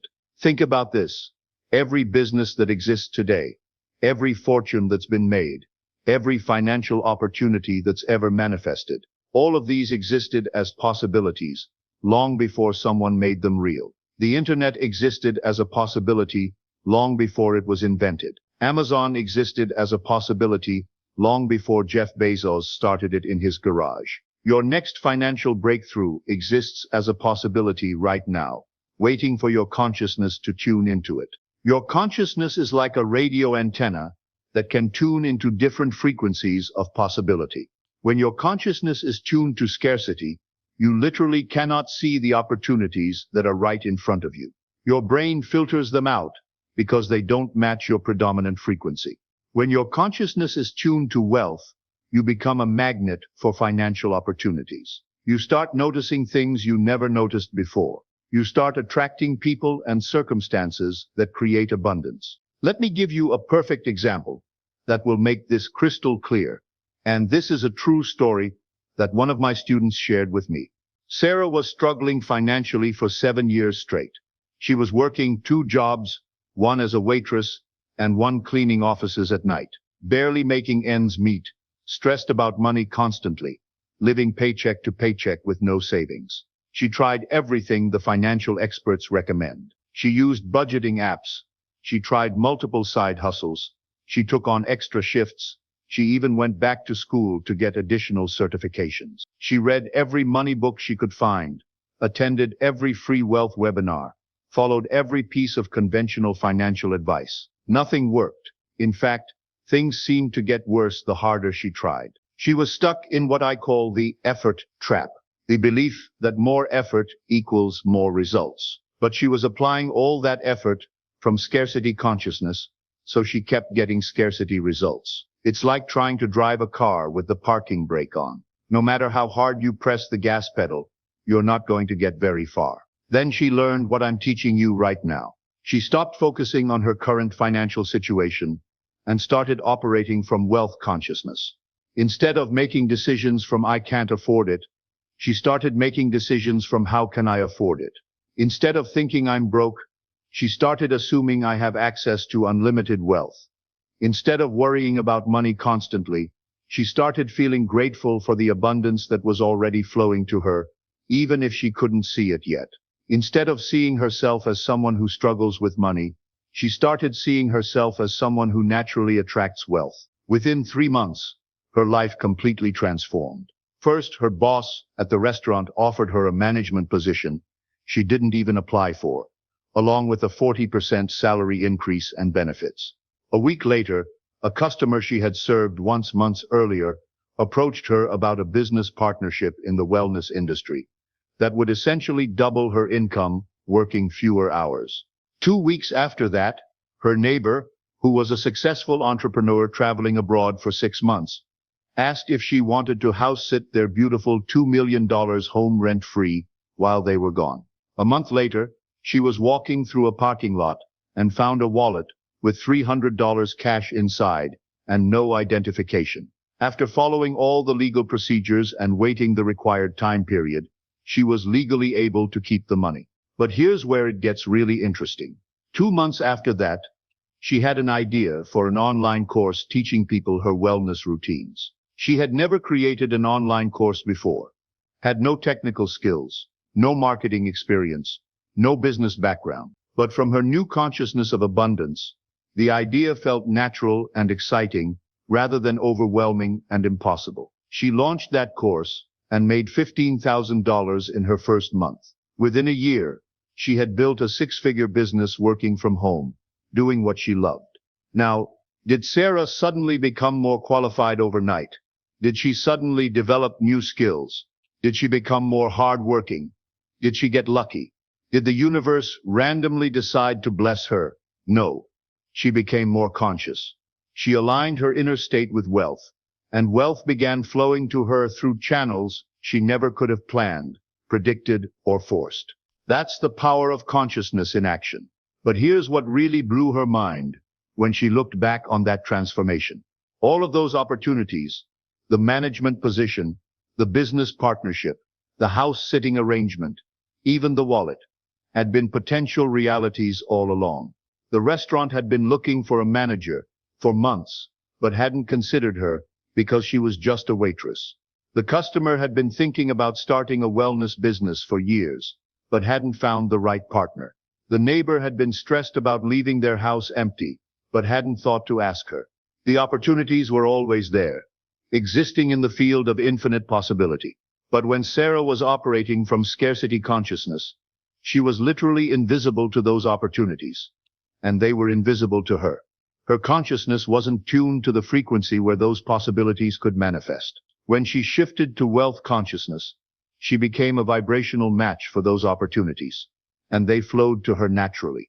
But here's what's really wild. Here's what will probably give you chills when you fully understand it. Your current financial reality is actually showing you exactly what's happening in your consciousness right now. It's like a perfect readout of your inner state around money. What I'm about to share will change how you see money forever. I call it the money mirror principle, and it's one of the most profound truths about wealth creation. Your external financial reality is a perfect mirror reflection of your internal financial consciousness. Not what you consciously want, not what you hope for, not what you tell yourself you desire, not what you post on social media that you want, but what you truly believe and assume to be true about money. At the deepest levels of your subconscious mind, your bank account, your income, your financial opportunities, your money problems, your relationship with wealth, all of it is reflecting back to you the exact consciousness you're broadcasting about money, most of which is happening below your conscious awareness. This is why you can't lie to the universe. You can't fake wealth consciousness. You can't pretend your way to abundance. The mirror of reality always shows you the truth of what's really going on inside your consciousness.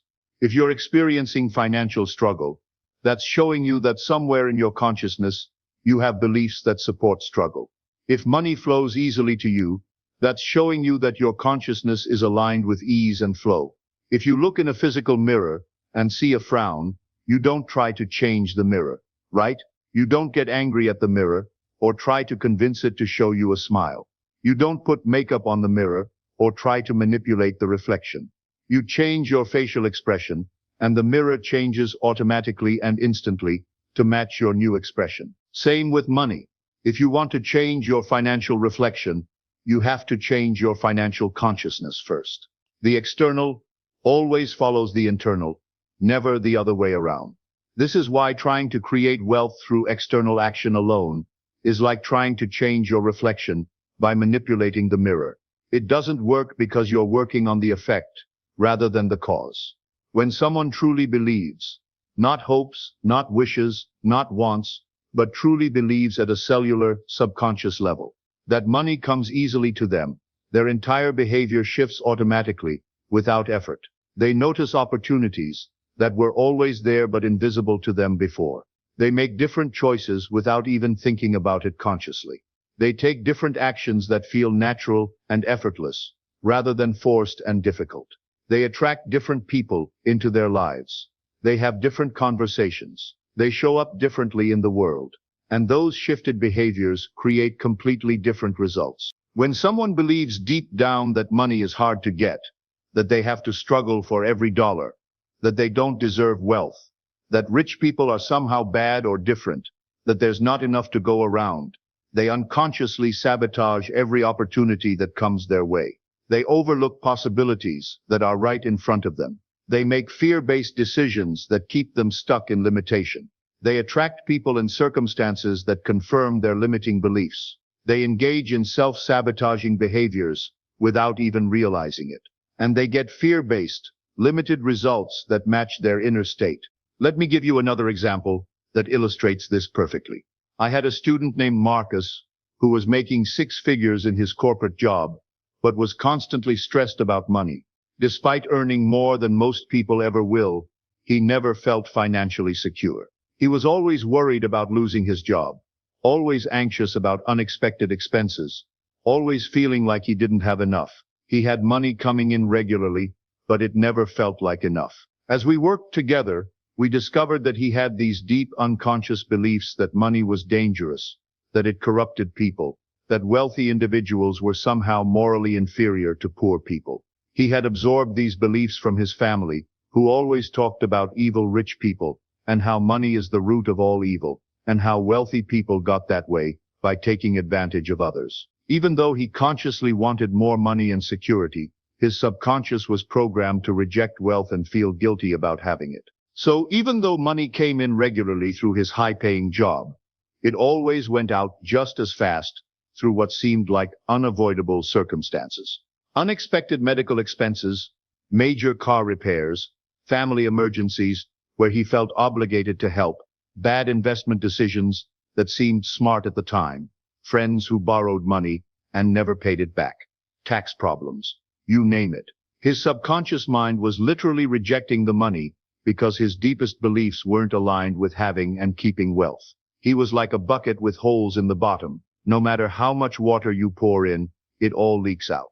He could make more money, but until he fixed the holes in his consciousness, he would never be able to keep it or feel abundant. Once he identified and shifted those limiting beliefs about money, once he started seeing wealth as a tool for good, as a way to help others, and make a positive impact, as a natural expression of value creation rather than exploitation, everything changed. Not only did he stop the financial leaks and keep his money, he started attracting much more of it. He got promoted twice in 8 months to positions he never even knew existed in his company. He started a successful consulting business on the side that brought in an additional $50,000 in its first year. His investment portfolio began performing better than it ever had, even though he didn't change his investment strategy. He even won a $5,000 contest he entered on a whim. Same person, same skills, same effort level, same external circumstances, completely different consciousness, completely different results. But changing consciousness isn't about positive thinking or daily affirmations or vision boards, though those can be helpful tools when used correctly.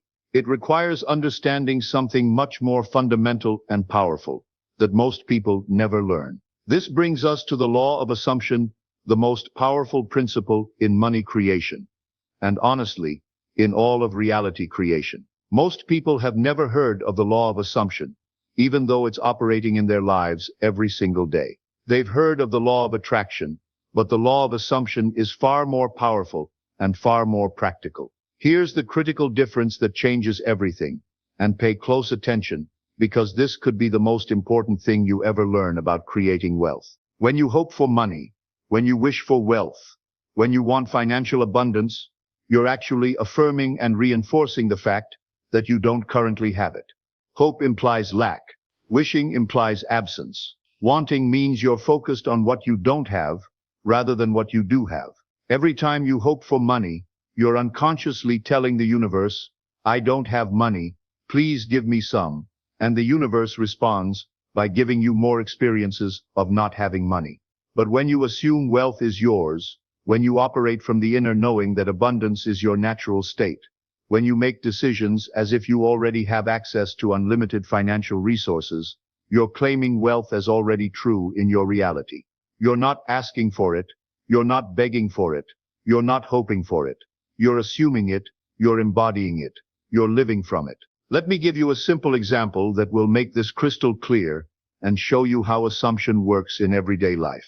If I told you right now to hope that you're wearing clothes, that would be strange, right? You don't hope you're wearing clothes, you assume it, you know it. It's not even a question. You don't have to check. You don't have to wonder. You don't have to convince yourself or use affirmations to believe it. You simply assume that you're closed, and you operate from that assumption automatically and unconsciously. That assumption affects everything about how you show up in the world. You don't worry about being naked. You don't feel self-conscious about your nudity. You don't hope that people won't notice you're not wearing clothes. You simply operate from the assumption that you're appropriately dressed, and that assumption creates your entire experience of reality in that moment.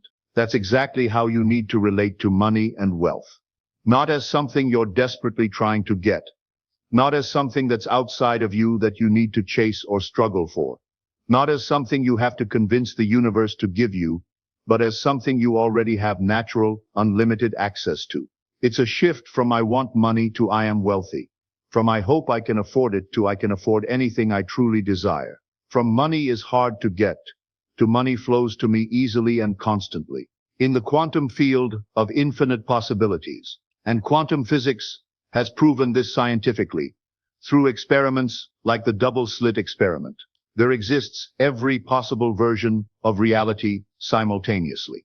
There's a version where you're struggling financially, and there's also a version where you're incredibly wealthy. There's a timeline where you're worried about money, and there's a timeline where money is never a concern for you. There's a reality where you work hard for every dollar, and there's a reality where money comes to you effortlessly.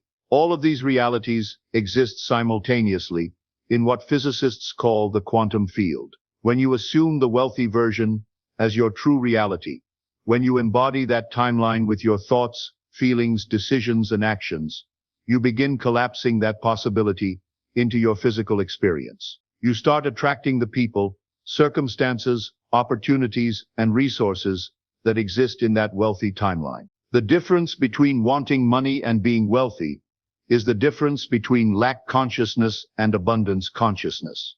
Wanting keeps you perpetually in a state of not having. Being puts you in a state of already having. And the universe always gives you more of whatever state you're predominantly in. Think about it this way. If you want ice cream, that means you don't have ice cream. The wanting itself is an affirmation of lack. But if you're eating ice cream, you're not wanting it, you're having it, enjoying it, being satisfied by it. When you want money, you're in the frequency of not having money. When you assume you're wealthy, you're in the frequency of having wealth. And when you truly understand this, when this clicks at a deep level, you realize that there's an actual frequency to wealth itself. Let me introduce you to what I call the wealth frequency. And this concept alone could transform your entire financial reality forever. Everything in existence operates at different vibrational frequencies. This isn't mystical nonsense. This is basic physics that you can measure with scientific instruments. Love has a measurable frequency. Fear has a frequency. Gratitude has a frequency. Joy has a frequency. And wealth, abundance, financial prosperity. These have a very specific frequency that you can learn to tune into consciously. Scientists have actually measured the frequency of different emotions using devices like HeartMath technology. They found that emotions like gratitude, love, and appreciation create coherent, harmonious frequency patterns, while emotions like fear, anger, and worry create chaotic, incoherent patterns. When you're in coherent frequency states, you literally become more magnetic to positive outcomes and opportunities. When you align your consciousness with the wealth frequency, when you match your inner vibration to the vibration of abundance, you become a magnet for money. You start attracting opportunities, ideas, people, insights, and circumstances that create financial abundance. It's not magic or wishful thinking. It's physics. Think of it like tuning a radio, and this analogy will change how you think about consciousness forever. When you tune to 101.5 FM, you receive that station's signal clearly. When you tune to 95.3 FM, you get that station instead. The radio waves for both stations are always there, filling the air around you simultaneously, but you only receive the one you're tuned to. You can't receive multiple stations clearly at the same time. You have to choose one frequency to focus on. When you tune your consciousness to the wealth frequency, you receive wealth. When you're tuned to the scarcity frequency, you receive scarcity. When you're tuned to the struggle frequency, you receive struggle. When you're tuned to the abundance frequency, you receive abundance. The opportunities for all of these experiences are always present, but you can only receive the ones that match your frequency. Most people are unconsciously broadcasting the scarcity frequency 24 hours a day, 7 days a week. They're constantly transmitting thoughts, feelings, and energy of lack, worry, limitation, not enough, fear about money, stress about bills, anxiety about the future, resentment toward wealthy people, beliefs that money is hard to get. And the universe, like a perfect mirror, reflects back exactly what they're broadcasting. They get more experiences of lack, more bills to worry about, more financial stress, more reasons to feel anxious about money. But once you learn how to consciously tune to the wealth frequency, your entire financial reality transforms. You start operating from assumption rather than hope, from abundance rather than lack, from gratitude rather than worry, from excitement rather than fear. You begin making decisions the way wealthy people make decisions. You start seeing opportunities the way wealthy people see opportunities. You attract the same types of people and circumstances that wealthy people attract. Here's what happens when you break free from limitation consciousness. And I want you to really pay attention to this, because this is where the magic happens. This is where your life actually changes. You stop seeing money as something outside yourself that you have to chase, struggle for, work impossibly hard to get, or convince someone else to give you. You start recognizing that wealth consciousness already exists within you right now, waiting to be activated and expressed through your thoughts, feelings, decisions, and actions. You stop making decisions from I can't afford it, and start making decisions from how can I afford it? Or even better, what would someone who already has unlimited money do in this situation? Instead of thinking I'm broke, you start thinking I'm in a temporary cash flow situation, but I have access to unlimited wealth. Instead of saying I can't, you start saying I choose not to, right now, but I could, if I wanted to. Instead of I wish I had money, you start saying I'm grateful for my abundant resources. But here's the most important part, and this is where most people get confused or think.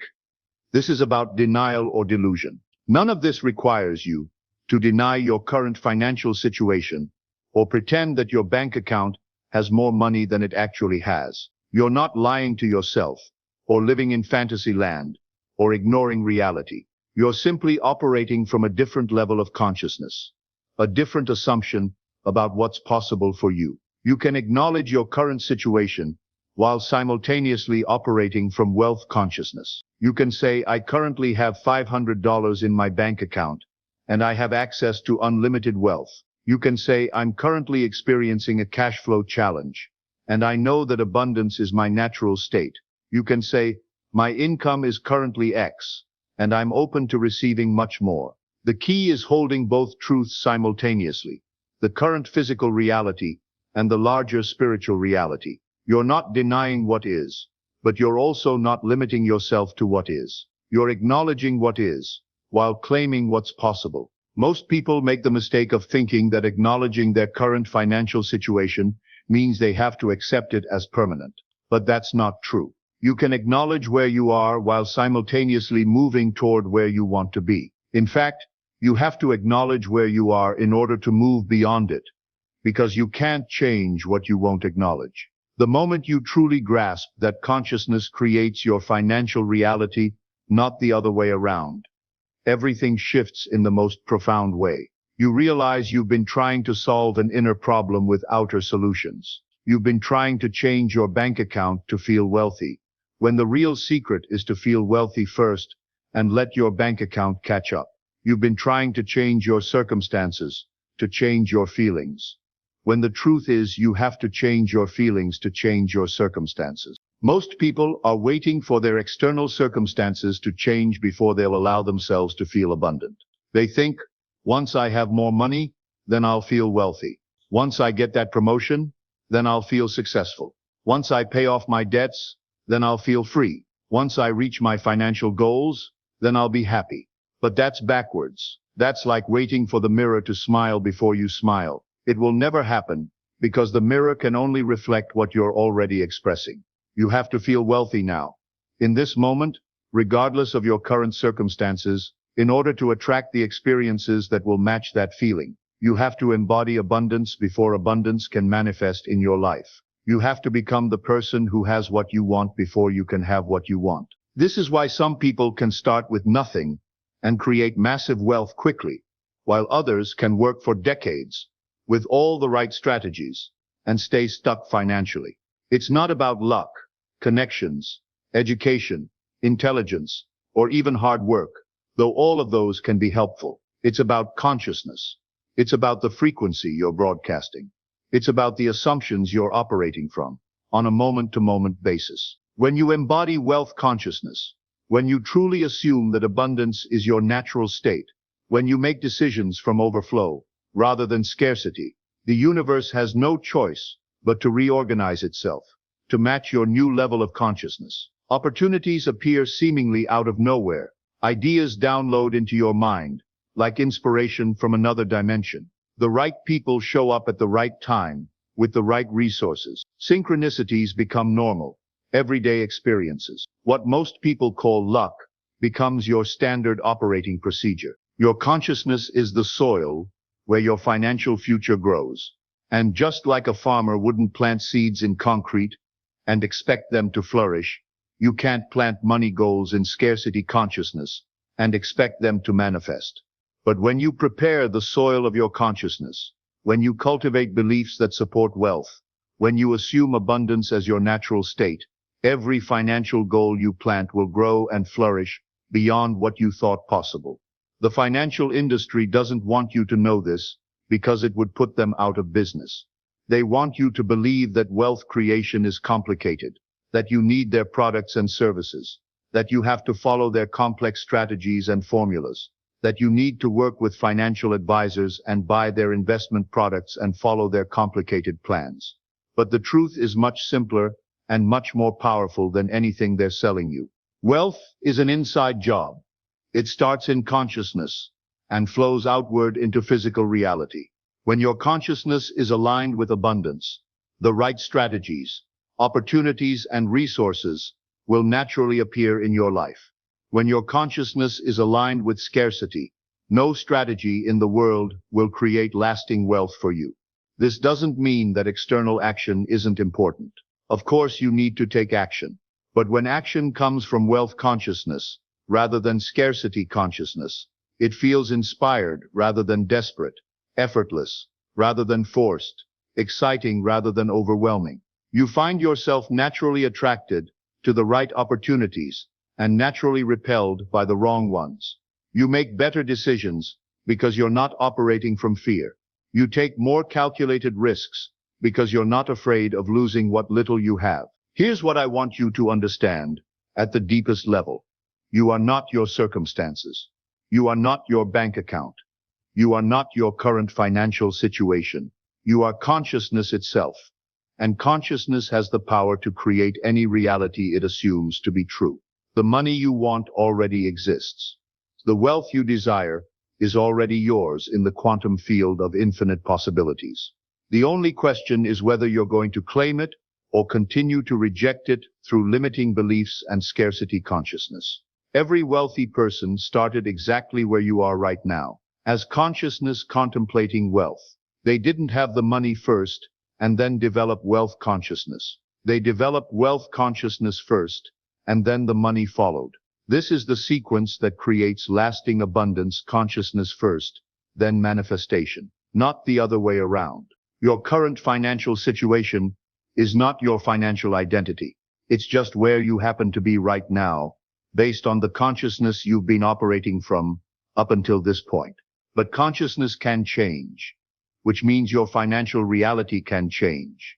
And the beautiful thing is that when consciousness changes, reality changes quickly to match it.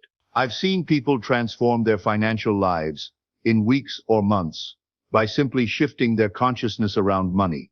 I've seen people attract unexpected income, new opportunities, and financial windfalls by learning to operate from wealth consciousness rather than scarcity consciousness. And I've also seen people work incredibly hard for years without success because they never addressed the consciousness foundation that creates wealth. The universe is abundant. There is more than enough money, more than enough opportunities, more than enough resources for everyone to live in prosperity. The only limitation is in consciousness.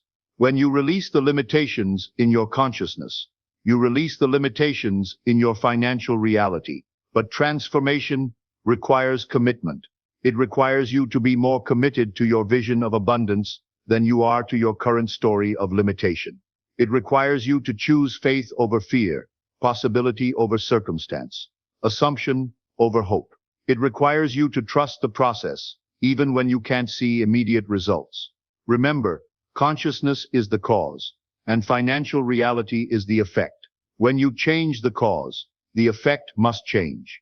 It's not a matter of if, it's a matter of when. And often, the when is much sooner than you think possible. If this resonates with you, if something inside you knows that this is true, if you feel that spark of recognition that says, yes, this is how it really works, then you're ready for transformation. If you're tired of struggling with money, if you're ready to step into your natural abundance, if you're willing to let go of the limitations that have kept you stuck, then wealth consciousness is calling you. I want you to identify one limiting belief you've been carrying about money. Maybe it's money doesn't grow on trees, or you have to work hard for money, or there's not enough to go around, or rich people are greedy, or I don't deserve wealth, or money is the root of all evil. Acknowledge it, because awareness is the first step to transformation. You can't change what you're not aware of. Then rewrite that belief into an empowering assumption. Instead of money doesn't grow on trees, think money flows to me easily and naturally from multiple sources. Instead of I have to work hard for money, think I create wealth through inspired action and joy. Instead of there's not enough, think I live in an abundant universe with unlimited resources. Instead of I don't deserve wealth, think I deserve all the abundance life has to offer. In the comments below, write your new empowering money belief. Share your wealth consciousness assumption with this community. Let the universe see your declaration of abundance. Hit that like button if you're ready to shift from limitation consciousness to wealth consciousness. Subscribe to this channel, because understanding consciousness is just the beginning. Share this video with someone who needs to hear this message. Sometimes we're so close to our own limitations that we can't see them, but we can recognize them in others. By sharing this, you might be the catalyst for someone else's financial breakthrough. But most importantly, start operating from wealth consciousness today. Don't wait for your circumstances to change. Don't wait for more money to appear. Don't wait for the perfect opportunity. Start now, in this moment, with the decision to assume that abundance is your natural state. Remember, your consciousness is the soil where your financial future grows. Make sure you're planting your money goals in fertile ground. Your wealth transformation doesn't start when your bank account changes. It starts when your consciousness changes. And that can happen right now, in this moment, with this decision. The wealthy version of you already exists in the quantum field of infinite possibilities. That version is calling to you right now, inviting you to step into that reality. The question is, are you ready to answer that call? Are you ready to release the limitations that have kept you small? Are you ready to claim the abundance that is your birthright? Your new financial reality is waiting for you to claim it. The universe is ready to support your transformation. Wealth consciousness is ready to be activated in your life. The only question is, are you ready to step into wealth consciousness and become the abundant person you were always meant to be? This is your moment of choice. This is your invitation to transformation. This is your opportunity to step out of limitation and into limitless possibility. The choice is yours, and it starts with consciousness. Choose wealth. Choose abundance. Choose the unlimited financial potential that exists within you right now. Your journey to financial freedom begins here. Your transformation to wealth consciousness starts now. Welcome to the abundant life you deserve. Good evening, ladies and gentlemen. Tonight I want to speak to you about something that will challenge everything you've been taught about what's possible and what's not. I want to share with you the secret of manifesting the seemingly impossible. Before we begin, let me ask you something. What is it that you desire but have dismissed as impossible? What dream have you buried because someone told you it was unrealistic?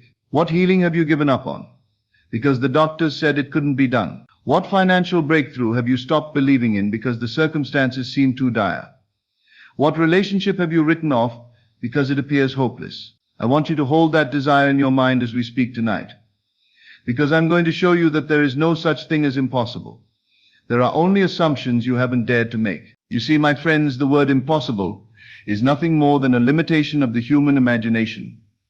It's a boundary that exists only in the minds of those who do not understand the true nature of consciousness. When you truly comprehend what consciousness is and how it operates, you realize that the only impossibility is impossibility itself. Let me tell you a story that happened just last month. A woman came to see me in tears. She said, "Neville, my son has been missing for 3 years. The police have given up. Everyone says he's dead. They tell me I need to accept reality and move on. But I can't. I won't. Is there anything I can do?" Now, by all conventional standards, this seemed impossible. 3 years missing, no leads, no hope according to everyone around her.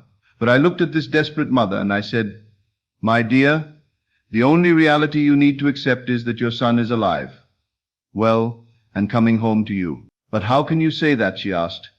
"You don't know what happened to him." I said, "I know something far more important. I know that consciousness creates reality, not the other way around. I know that what you assume to be true becomes true. And I know that if you can imagine your son walking through your door, healthy and happy, and if you can feel the reality of that reunion with every fiber of your being, then that imaginal act must and will manifest in your world." She looked at me as if I had lost my mind, but I continued. "Every night before you sleep, I want you to hear his key in the lock. I want you to feel him embrace you. I want you to smell his familiar scent. I want you to have the conversation you'll have when he returns. Live in that reality so completely that his absence becomes the dream and his presence becomes the truth." 6 weeks later, she called me, sobbing with joy. Her son had contacted the police. He'd been suffering from amnesia after an accident, living in another state under a different identity. His memory had suddenly returned, and he was coming home. Was this impossible? According to human reasoning, yes. According to the infinite power of consciousness, it was inevitable the moment she assumed it to be true. This is what I want you to understand tonight. There is nothing impossible to consciousness, because consciousness is the very substance from which all things are made. When the Bible says with God all things are possible, it's not speaking of some distant deity. It's speaking of the God consciousness that you are. But why do most people fail to manifest what they consider impossible? Because they approach it with the wrong consciousness. They try to manifest the impossible while remaining in the consciousness of impossibility. They affirm their desire while feeling their limitation. They visualize their dream while believing in their current circumstances. You cannot manifest the impossible from the state of consciousness that sees things as impossible. You must first become the person for whom this so-called impossibility is natural, normal, and inevitable. Let me share another story. A gentleman came to my lectures who had been told by doctors that he would never walk again. A devastating spinal injury had left him paralyzed from the waist down. He'd been in a wheelchair for 2 years, and every medical expert confirmed that his condition was permanent and irreversible. But after hearing these teachings, something stirred within him. He decided that he would no longer accept the verdict of the medical establishment. Every night he would imagine himself walking, not hoping to walk, not wishing to walk, but actually experiencing the sensation of walking. He told me later, "Neville, I didn't just see myself walking. I felt the ground beneath my feet. I felt my muscles moving. I felt the joy of motion through my entire body. I made it so real in my imagination that sometimes I would wake up surprised to find myself in the wheelchair." Month after month, he persisted in this imaginal act. His family thought he was in denial. His doctors were concerned about his mental state. But he knew something they didn't know. He knew that imagination creates reality. After 8 months of persistent imagining, something began to happen. He started to feel tingling in his legs, sensations that doctors said were impossible, then slight movement, then strength returning. Within 18 months, he was walking again. The doctors called it a miracle. The medical journals called it unexplained. But he knew exactly what had happened. He had dared to assume what seemed impossible until it became inevitable. Now, I want you to understand something crucial about manifesting the impossible. It's not about overcoming obstacles. It's about transcending the consciousness that sees obstacles in the first place. The impossible doesn't become possible. Rather, you rise to a level of consciousness where impossibility doesn't exist. You see, what you call impossible is only impossible from your current state of consciousness. From a higher state, it's not only possible, it's already done. The person you become when you truly embody your desire doesn't struggle to make it happen, because in their consciousness it has already happened. This is why Jesus could say, "Whatever you ask in prayer, believe that you have received it, and it will be yours." Not believe that you will receive it, but believe that you have received it. Present tense, already done. This is the consciousness that makes the impossible inevitable. But how do you develop this consciousness? How do you move from seeing something as impossible to experiencing it as already accomplished? The secret lies in what I call the leap of faith, but not faith as most people understand it. Faith is not blind belief. Faith is not hoping for the best while expecting the worst. Faith is not wishful thinking or positive affirmations. True faith is the ability to feel the reality of your desire so completely that it becomes more real to you than your current circumstances. Let me tell you about a young man who came to my lectures with what seemed like an impossible dream. He was working as a janitor in a small office building, barely making ends meet, with no education beyond high school. But he had a burning desire to become a successful film director. Everyone around him said it was impossible. You don't have connections, they said. You don't have money for film school. You don't have experience. You're too old to start. Be realistic. But this young man understood something profound. He understood that impossibility is just a story we tell ourselves about limitation. So he decided to tell himself a different story. Every day as he cleaned those offices, he would imagine himself on movie sets, directing actors, making creative decisions, seeing his name in the credits. He would feel the satisfaction of completing a film, the excitement of premiere night, the joy of seeing audiences respond to his work.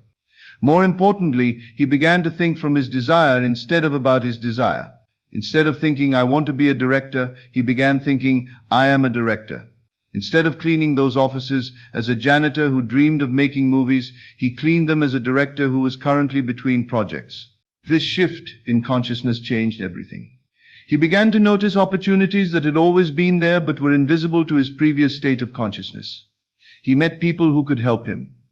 Resources appeared that he hadn't seen before. Within 3 years he had written, produced and directed his first independent film, which won awards at several festivals. Was this impossible? From the consciousness of limitation, absolutely. From the consciousness of fulfilled desire, it was inevitable. The key to manifesting the impossible is to understand that there are no impossible things. It's only impossible states of consciousness. Change your state, and what seemed impossible becomes not only possible but unavoidable. But here's where most people stumble. They try to manifest the impossible while holding on to the very beliefs and assumptions that make it seem impossible in the first place. They want to heal while believing in the reality of their illness. They want wealth while feeling poor. They want love while feeling unworthy. You cannot serve two masters. You cannot simultaneously hold the consciousness of your limitation and the consciousness of your liberation. You must choose, and choosing means letting go of everything that contradicts your assumption of fulfillment. This is what I call dying to be reborn. The old consciousness, the one that sees your desire as impossible, must die for the new consciousness to be born. You must be willing to abandon your comfortable relationship with limitation in order to embrace the uncomfortable unfamiliarity of infinite possibility. I remember a woman who wanted to reconcile with her estranged daughter after 15 years of complete silence. Their relationship had ended in bitter conflict, harsh words had been spoken, and all attempts at reconciliation had failed. The daughter had moved across the country and refused all contact. By every reasonable standard, this reconciliation was impossible. Too much time had passed. Too much hurt had accumulated. The daughter had made it clear she never wanted to see her mother again. But this woman decided to live in the assumption that she and her daughter were reconciled, that they had a beautiful relationship, that they spoke regularly and lovingly. Every day she would imagine conversations with her daughter. She would feel the warmth of their renewed connection. She would experience the joy of their reconciliation so completely that sometimes she would reach for the phone to call her, forgetting that they weren't actually speaking. For months nothing changed in the external world, but everything was changing in the world of consciousness. This mother was becoming someone for whom reconciliation with her daughter was natural and normal. Then one day, completely out of the blue, her daughter called. Through tears, she said, "Mom, I don't know why, but I've been thinking about you constantly. I miss you. Can we talk?" Was this impossible? According to the laws of human psychology and the evidence of years of estrangement, yes. According to the laws of consciousness, it was inevitable the moment the assumption was made and maintained. You see, what we call miracles are simply the natural result of consciousness operating according to its own laws. These laws are as reliable and predictable as the law of gravity. They just operate in a dimension that most people don't understand. When you truly grasp this, you realize that nothing is impossible because impossibility itself is impossible. Consciousness has no limitations except the ones it accepts. And since you are consciousness, you have no limitations except the ones you accept. But accepting a new assumption, especially one that contradicts all evidence, requires tremendous courage. It requires what I call the courage of the creator. You must be willing to stand alone in your assumption while the whole world tells you you're wrong. This is not easy. When you're manifesting the impossible, everyone around you becomes a prophet of limitation. They'll show you statistics that prove it can't be done. They'll tell you stories of others who tried and failed. They'll remind you of all the reasons why you should be realistic. But you must remember that their belief in impossibility is just as creative as your belief in possibility. They are creating a world where your desire is impossible. You are creating a world where it's inevitable. The question is, which world will you choose to inhabit? I knew a man who was $500,000 in debt, with creditors threatening legal action. His business had failed. His house was in foreclosure and his credit was destroyed. Everyone told him to declare bankruptcy and start over. By every financial measure, his situation was hopeless. But this man understood the power of assumption. Instead of assuming he was bankrupt, he assumed he was financially free. Instead of feeling the stress of debt, he cultivated the feeling of abundance. Instead of thinking about his problems, he thought from the solution. Every morning he would sit quietly and feel what it would be like to be completely debt-free with money in the bank. He would imagine the relief, the freedom, the peace of mind. He made this feeling so real that it became more compelling than his actual circumstances. Within 6 months, a series of seemingly miraculous events unfolded. An old business contact offered him a lucrative consulting contract. A distant relative left him a substantial inheritance he didn't know existed. A legal settlement from a case he'd forgotten about came through. Not only was he able to pay off all his debts, but he ended up with more money than he'd ever had before. Was this impossible? According to financial logic and statistical probability, absolutely. According to the infinite creativity of consciousness, it was simply consciousness expressing as form in response to a persistent assumption. This is what I want you to understand. Consciousness doesn't know about impossible. Consciousness only knows about assumptions and their inevitable manifestation. When you assume something is impossible, consciousness manifests that impossibility. When you assume something is inevitable, consciousness manifests that inevitability. The choice is always yours. You can assume limitation and experience limitation, or you can assume fulfillment and experience fulfillment. But you cannot assume one and experience the other. This is why I tell people, dare to assume what you dare not assume. Make assumptions so bold that they frighten you with their audacity. Assume states of consciousness so elevated that they make your current problems seem like the dreams of a fevered imagination. But assumption alone is not enough. You must persist in your assumption until it hardens into fact. This is where most people fail when attempting to manifest the impossible. They make the assumption for a day, a week, maybe even a month, but when they don't see immediate results, they abandon it and return to their old consciousness of limitation. The impossible takes longer to manifest not because it's more difficult for consciousness, but because it requires a more complete death of the old self and birth of the new. You must persist in your assumption until you become so identified with the new consciousness that the old consciousness becomes foreign to you. But let me be very clear about something. Manifesting the impossible is not about forcing outcomes or manipulating circumstances. It's about becoming so aligned with your desire that its manifestation becomes as natural as breathing. When you truly embody the consciousness of your fulfilled desire, you don't struggle to make it happen. You don't worry about how or when it will manifest. You simply know that it must and will, just as you know the sun will rise tomorrow. This knowing is not intellectual. It's felt. It's a deep cellular certainty that permeates every aspect of your being. It's the difference between hoping something will happen and knowing it already has happened in the realm of consciousness and is simply making its way into physical form. So how do you develop this knowing? How do you move from seeing your desire as impossible to experiencing it as inevitable? The answer lies in consistent, persistent, imaginative practice. Every night before sleep, when your conscious mind is quiet and your imagination is most receptive, I want you to enact the scene that would exist if your impossible desire were already fulfilled, not as a distant hope or future possibility, but as a present reality. If you desire healing, feel the vitality coursing through your body. If you desire wealth, feel the security and freedom that abundance brings. If you desire love, feel yourself beloved and cherished. Make it so real in your imagination that your physical senses are convinced it's actually happening. The secret is to make your imaginal act more vivid and compelling than your physical circumstances. When your imagination becomes more real than your five senses, reality has no choice but to conform to your imagination. But remember, this is not a technique you do once or twice and then wait for results. This is a way of being. You must live from your assumption, not just think about it. You must become the person for whom your desire is natural, normal, and already accomplished. And here's something crucial. When you're manifesting the impossible, you must be prepared for resistance, not just from others, but from your own habitual consciousness. Your old self will fight to maintain its familiar limitations. Your rational mind will present you with evidence of why your assumption is unrealistic. This is natural and expected. Don't fight these doubts. Simply redirect your attention back to your assumption. Every time you catch yourself thinking from your old consciousness of limitation, gently but firmly return to thinking from your new consciousness of fulfillment. Remember, you're not trying to convince your mind that something impossible is possible. You're training your consciousness to inhabit a reality where impossibility doesn't exist. There's a profound difference.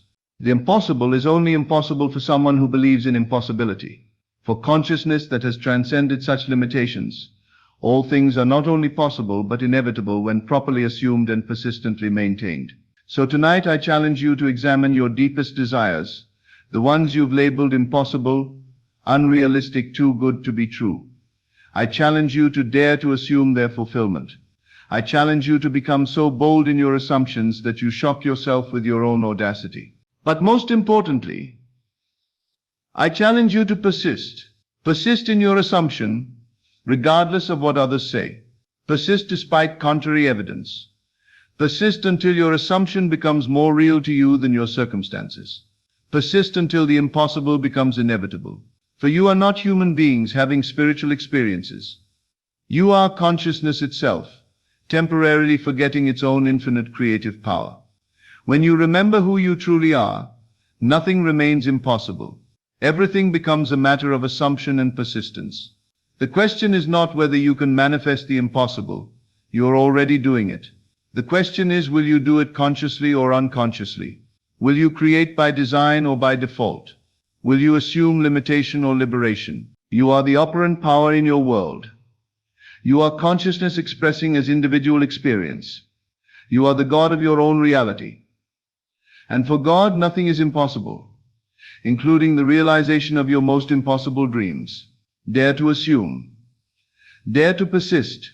Dare to become the version of yourself for whom your impossible desire is already an accomplished fact. The impossible is waiting for you to make it inevitable. Thank you and good evening.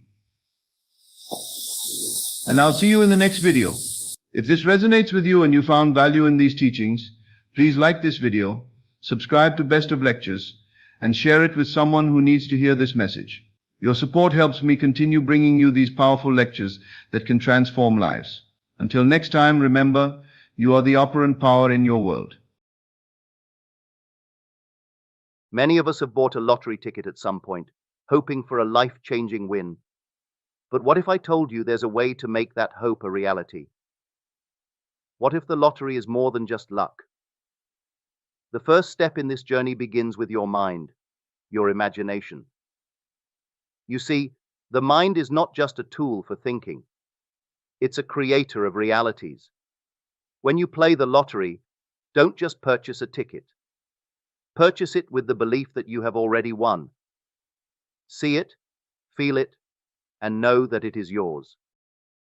Every time you hold that ticket, you are holding a confirmation of your desire already fulfilled. Feel the emotions of winning, the excitement, the joy, the peace. Your emotions are not separate from your desires. They are the very fuel that propels them into existence. When you feel the winning, you are aligning yourself with the frequency of abundance. You must become the person who has already won, not in the distant future, but right now. It is essential that you release all doubt. Doubt is the thief of manifestation. When you let go of uncertainty and fully accept that your win is inevitable, you free yourself to receive it. Let the thought of winning be as natural to you as breathing. Be specific. What will you do with your winnings? What dreams will you live out?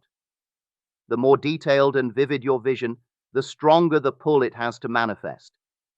The universe responds to precision. While you hold this image, detached from the how and when, you do not need to know the mechanics of how your win will unfold. The moment you let go of the need to figure out the process, the universe takes over. Your belief is enough. Next time you play the lottery, do not just see it as a game of chance. Play it with the full awareness that the game is yours to win.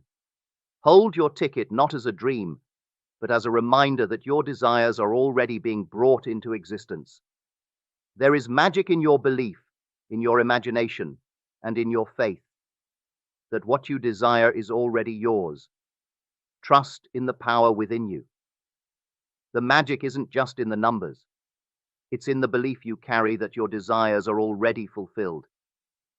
Play the game of life, not as a spectator, but as the creator of your own reality.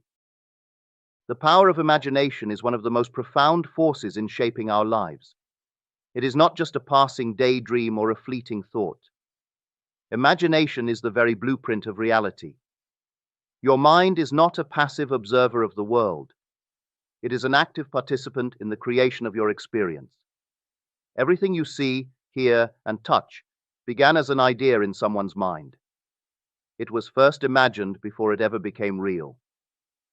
Likewise, the life you are living today is a reflection of the thoughts and images you have been holding in your own imagination. To understand the power of imagination, you must first realize that your thoughts are far more than just mental noise. They are the very building blocks of your reality. When you imagine something, you are not merely thinking about it, you are creating it. Your thoughts are powerful magnets that attract the people, situations, and experiences that match the frequency of those thoughts. They are like seeds planted in the soil of your subconscious mind, and as you continue to nurture those thoughts, they begin to take root and grow into your external world. But not all thoughts are created equal. The key to using your imagination effectively lies in conviction. It is not enough to simply think about something. You must think about it with certainty and belief. When you hold a vision in your mind and truly believe in its reality, you are sending a signal to the universe that you expect it to unfold. Conviction is the spark that ignites the power of imagination. It is the energy that transforms a fleeting thought into a tangible experience. Many people make the mistake of imagining something they desire, but without fully committing to the belief that it can be theirs. They might imagine winning the lottery, for example, but they simultaneously entertain doubts or fears that it could never happen. The power of imagination cannot work in the presence of doubt. It is only when you fully accept the image you've created in your mind that it can begin to materialize in your physical reality. This is why it is so important to align your imagination with your emotions. Imagination alone is powerful, but when you add emotion to the mix, it becomes even more potent. Emotions are the fuel that energize your thoughts. The more intensely you feel the joy, excitement, and gratitude of already having what you desire, the stronger your signal becomes. The universe does not respond to your desires based on what you think. You are answered based on what you feel. If you feel abundant, you attract abundance. If you feel love, you attract love. If you feel success, you attract success. It's also crucial to remember that your imagination is not confined by time or space. You do not need to wait for the right moment or the right circumstances to begin imagining your desired life. Imagination transcends these limitations. The moment you begin to imagine, you are already creating. The future you wish for already exists in the realm of your imagination. It's simply waiting for you to claim it. One of the most powerful aspects of imagination is its ability to override the limitations of the present. If your current reality doesn't reflect the life you want to live, your imagination gives you the freedom to step into the version of yourself who already has everything you desire. This is where many people falter. They look at their present circumstances and allow them to dictate what's possible. But your circumstances are not the truth of who you are. They are just a reflection of past thoughts and beliefs. The present moment is fluid, and your imagination has the power to shape it.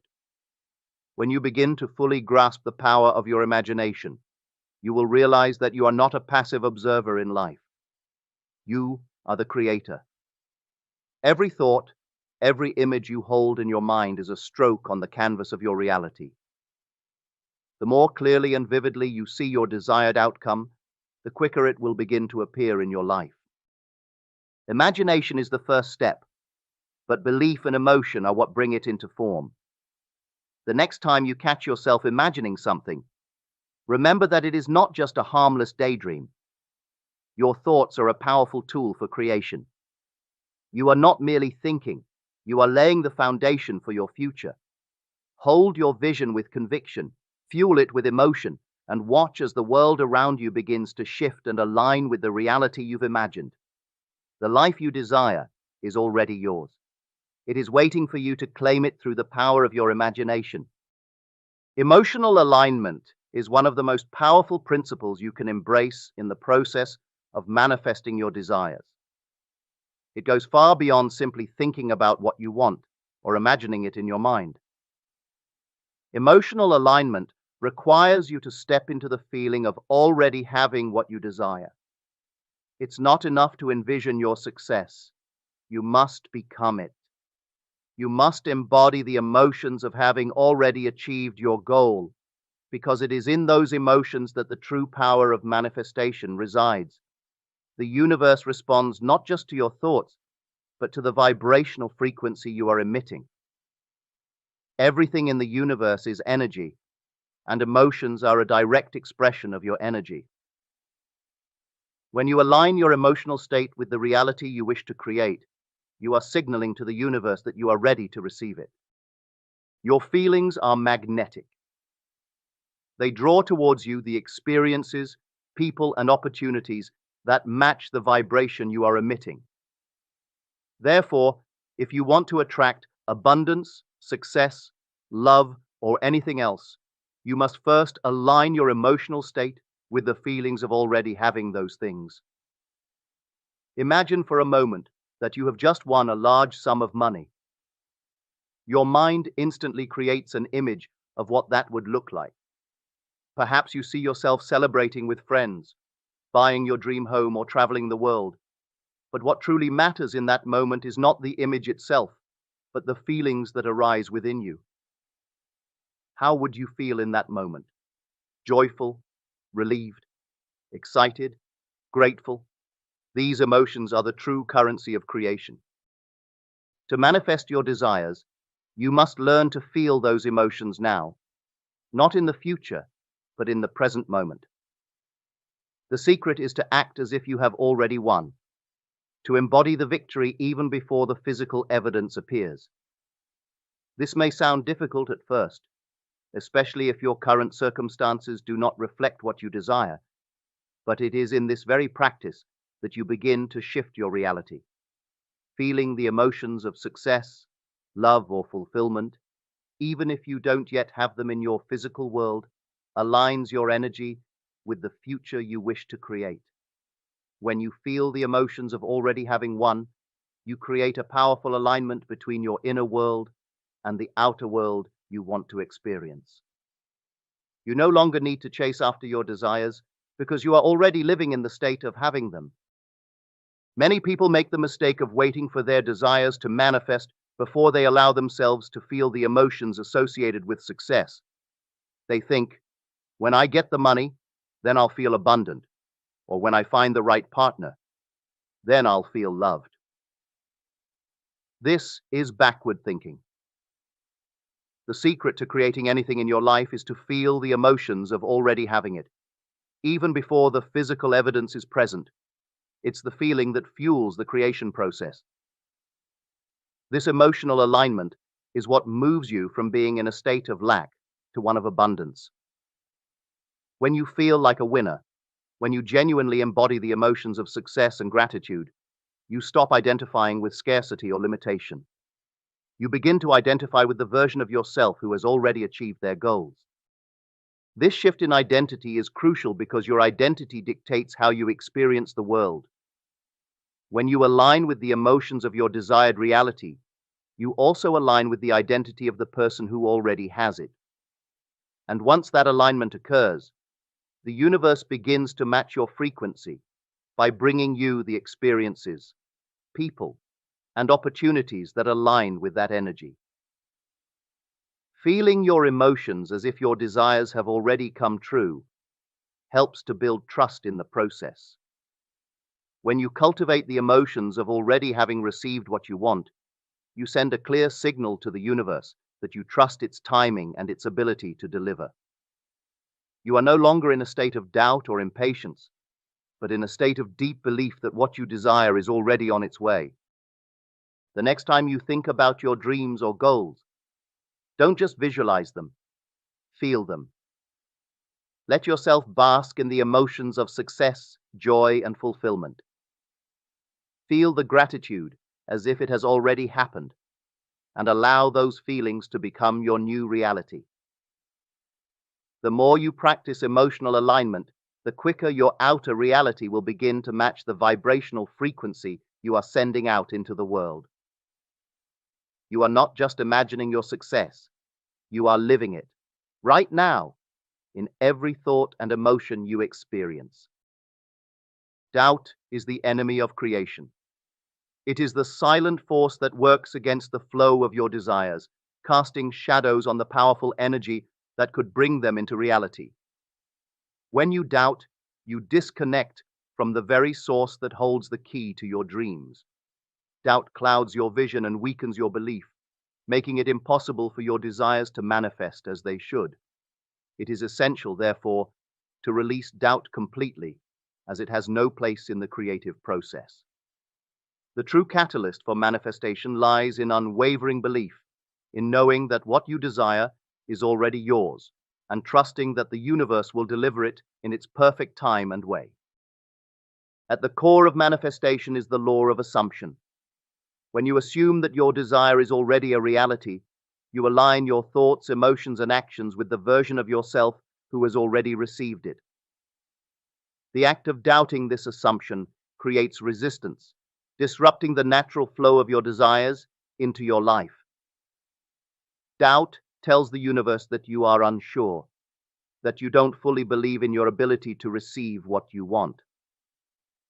When you project this uncertainty, you are essentially telling the universe, I am not ready for this. But when you let go of doubt, you create an open channel for your desires to come to you effortlessly. When you feel doubt creeping in, remind yourself that your thoughts are not permanent truths. Just as easily as you can think a doubtful thought, you can replace it with a thought of belief and trust. The more you practice this, the easier it becomes to shift your mindset from one of uncertainty to one of total faith. Every time doubt enters your mind, pause and consciously choose to release it. Affirm to yourself, I trust that what I desire is already on its way. It is already mine. This simple act of faith shifts the entire energetic landscape, bringing you back into alignment with the manifestation process. Trusting that you have already received what you desire is the key to unlocking the doors of manifestation. Trust that everything is unfolding perfectly, even if you cannot yet see it in your physical reality.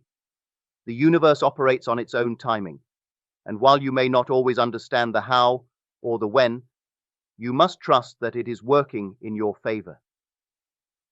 The very fact that you have a desire means that the seeds of its fulfillment are already planted. Your job is to nurture that seed with belief and trust, allowing it to grow into the reality you've envisioned. One of the most important aspects of releasing doubt is learning to detach from the how and when. Often, we become fixated on how our desires will come to us and when they will arrive. This attachment creates anxiety and reinforces doubt because the mind is trying to control the process. The truth is, you do not need to know how your desires will manifest, nor do you need to worry about the timeline. Your belief is enough. The universe is always at work behind the scenes, arranging the perfect circumstances for your desires to unfold. Your role is to trust the process and believe that it is already happening. As you release doubt and embrace faith, you will begin to feel lighter, more confident, and at peace. Doubt no longer holds power over you. You will be able to look at your desires not as distant hopes, but as inevitable realities. You will trust in your own ability to create the life you desire. And in doing so, you will see the magic of manifestation unfold before you. The key to this process is knowing that your inner belief is the most important tool in creating your reality. When you trust, when you believe with every fiber of your being that what you desire is already yours, you unlock the door to limitless possibilities. Doubt cannot enter when your belief is unwavering. It is in the absence of doubt that you find the true power to manifest everything you want. Clarity is the cornerstone of successful manifestation. When you are clear about what you want, you create a precise and powerful vibration that aligns your inner world with your desired outcome. The universe operates on a frequency of energy, and in order to attract your desires, you must send out a clear and specific signal. The more specific you are in your desire, the more easily the universe can respond to your request. Vague desires result in vague manifestations. To truly harness the power of manifestation, you must know exactly what you want and visualize it with unwavering clarity. The process of manifestation begins with an idea, a thought or desire that sparks within you. This desire has the potential to become a reality, but in order for this to happen, you must refine that idea. A general wish, such as "I want more money" or "I want to be happy," lacks the detail that is necessary to bring it into form. When you ask for more money without specifying an amount, the universe may respond in ways you don't expect, and you may not even notice when your desire is fulfilled. Clarity brings precision to your requests and ensures that you are asking for exactly what you want, not just an ambiguous version of it. Imagine you are standing before a blank canvas, ready to create a masterpiece. If you don't have a clear vision of what you want to paint, your brush strokes may wander aimlessly, producing a result that feels incomplete or unsatisfying. Similarly, when you approach manifestation with uncertainty, your desires become scattered and the universe struggles to bring them into your reality. But when you know exactly what you want, the universe can work in perfect harmony to bring that vision to life. Every detail matters. Being specific in your desire does not just mean knowing the what, but also understanding the how and the why. For example, if you desire a new home, don't just visualize a house in general terms. Think about the features you want, how many rooms, the style, the location, the feeling you want to experience in your new space.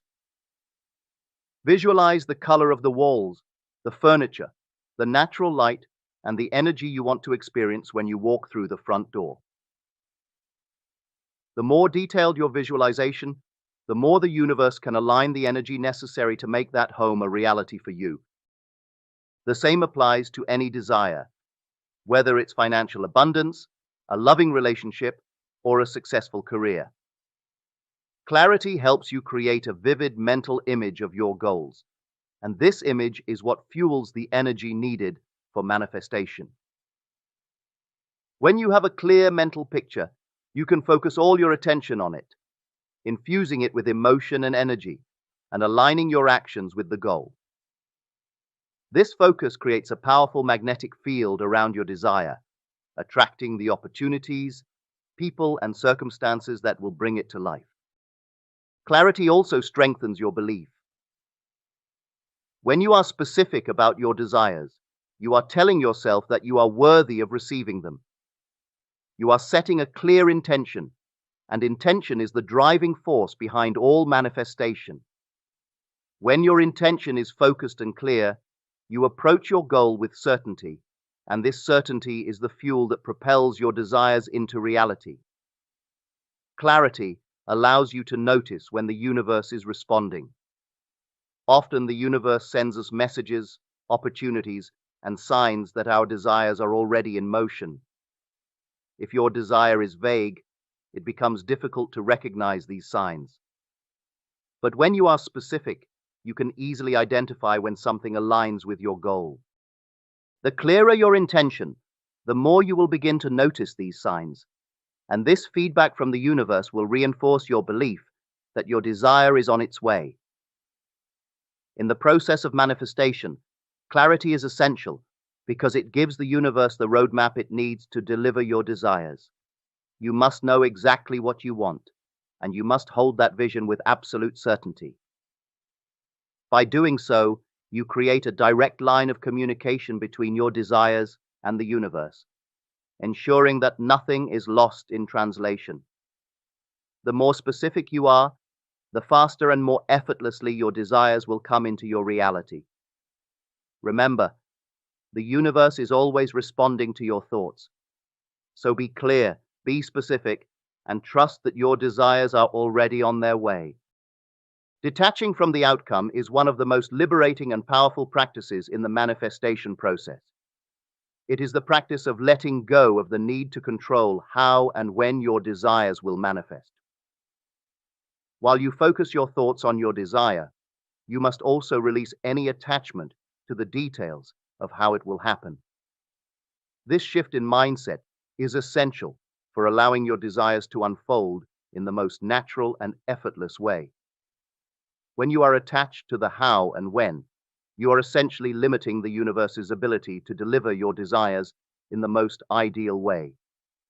When you detach from the outcome, you free the universe to work in the most perfect and unexpected ways. The first step to detaching from the outcome is to recognize that you do not need to know how your desires will manifest. The how is not your responsibility. When you obsess over the logistics of how something will happen, you are placing limitations on your manifestation. The universe has an infinite number of ways to bring your desires to fruition, but when you try to control the process, you are narrowing your options. The key is to trust that the universe knows how to deliver your desires in the best possible way, even if you cannot see the path. Your role is to hold the vision of your desire clearly in your mind, to feel the emotions of already having it, and to trust that it will come to you in the perfect form and timing. Letting go of the when is equally important. Many people struggle with impatience, and it's easy to become frustrated when things don't manifest according to your timeline. However, the moment you begin to insist that your desire must happen at a specific time, you are creating resistance. The universe does not work on human timelines. It operates on divine timing, which is always in alignment with what is best for you. Trust that the universe knows when the right moment will be for your manifestation. Often the timing of your desire is perfectly aligned with other opportunities, circumstances, or people that will support your success. If you force the timing, you may be stepping outside of the natural flow of events that need to unfold. When you detach from the outcome, you also release the emotional charge associated with it. Often we become so emotionally invested in the outcome that we allow ourselves to become anxious, fearful, or frustrated if things aren't progressing as quickly as we would like. This emotional attachment to the outcome creates resistance and blocks the flow of manifestation. The key to detachment is cultivating a sense of peace and trust, knowing that your desires are already on their way. Your job is to remain focused on your vision and to take inspired action when needed, but without being attached to how or when things will unfold.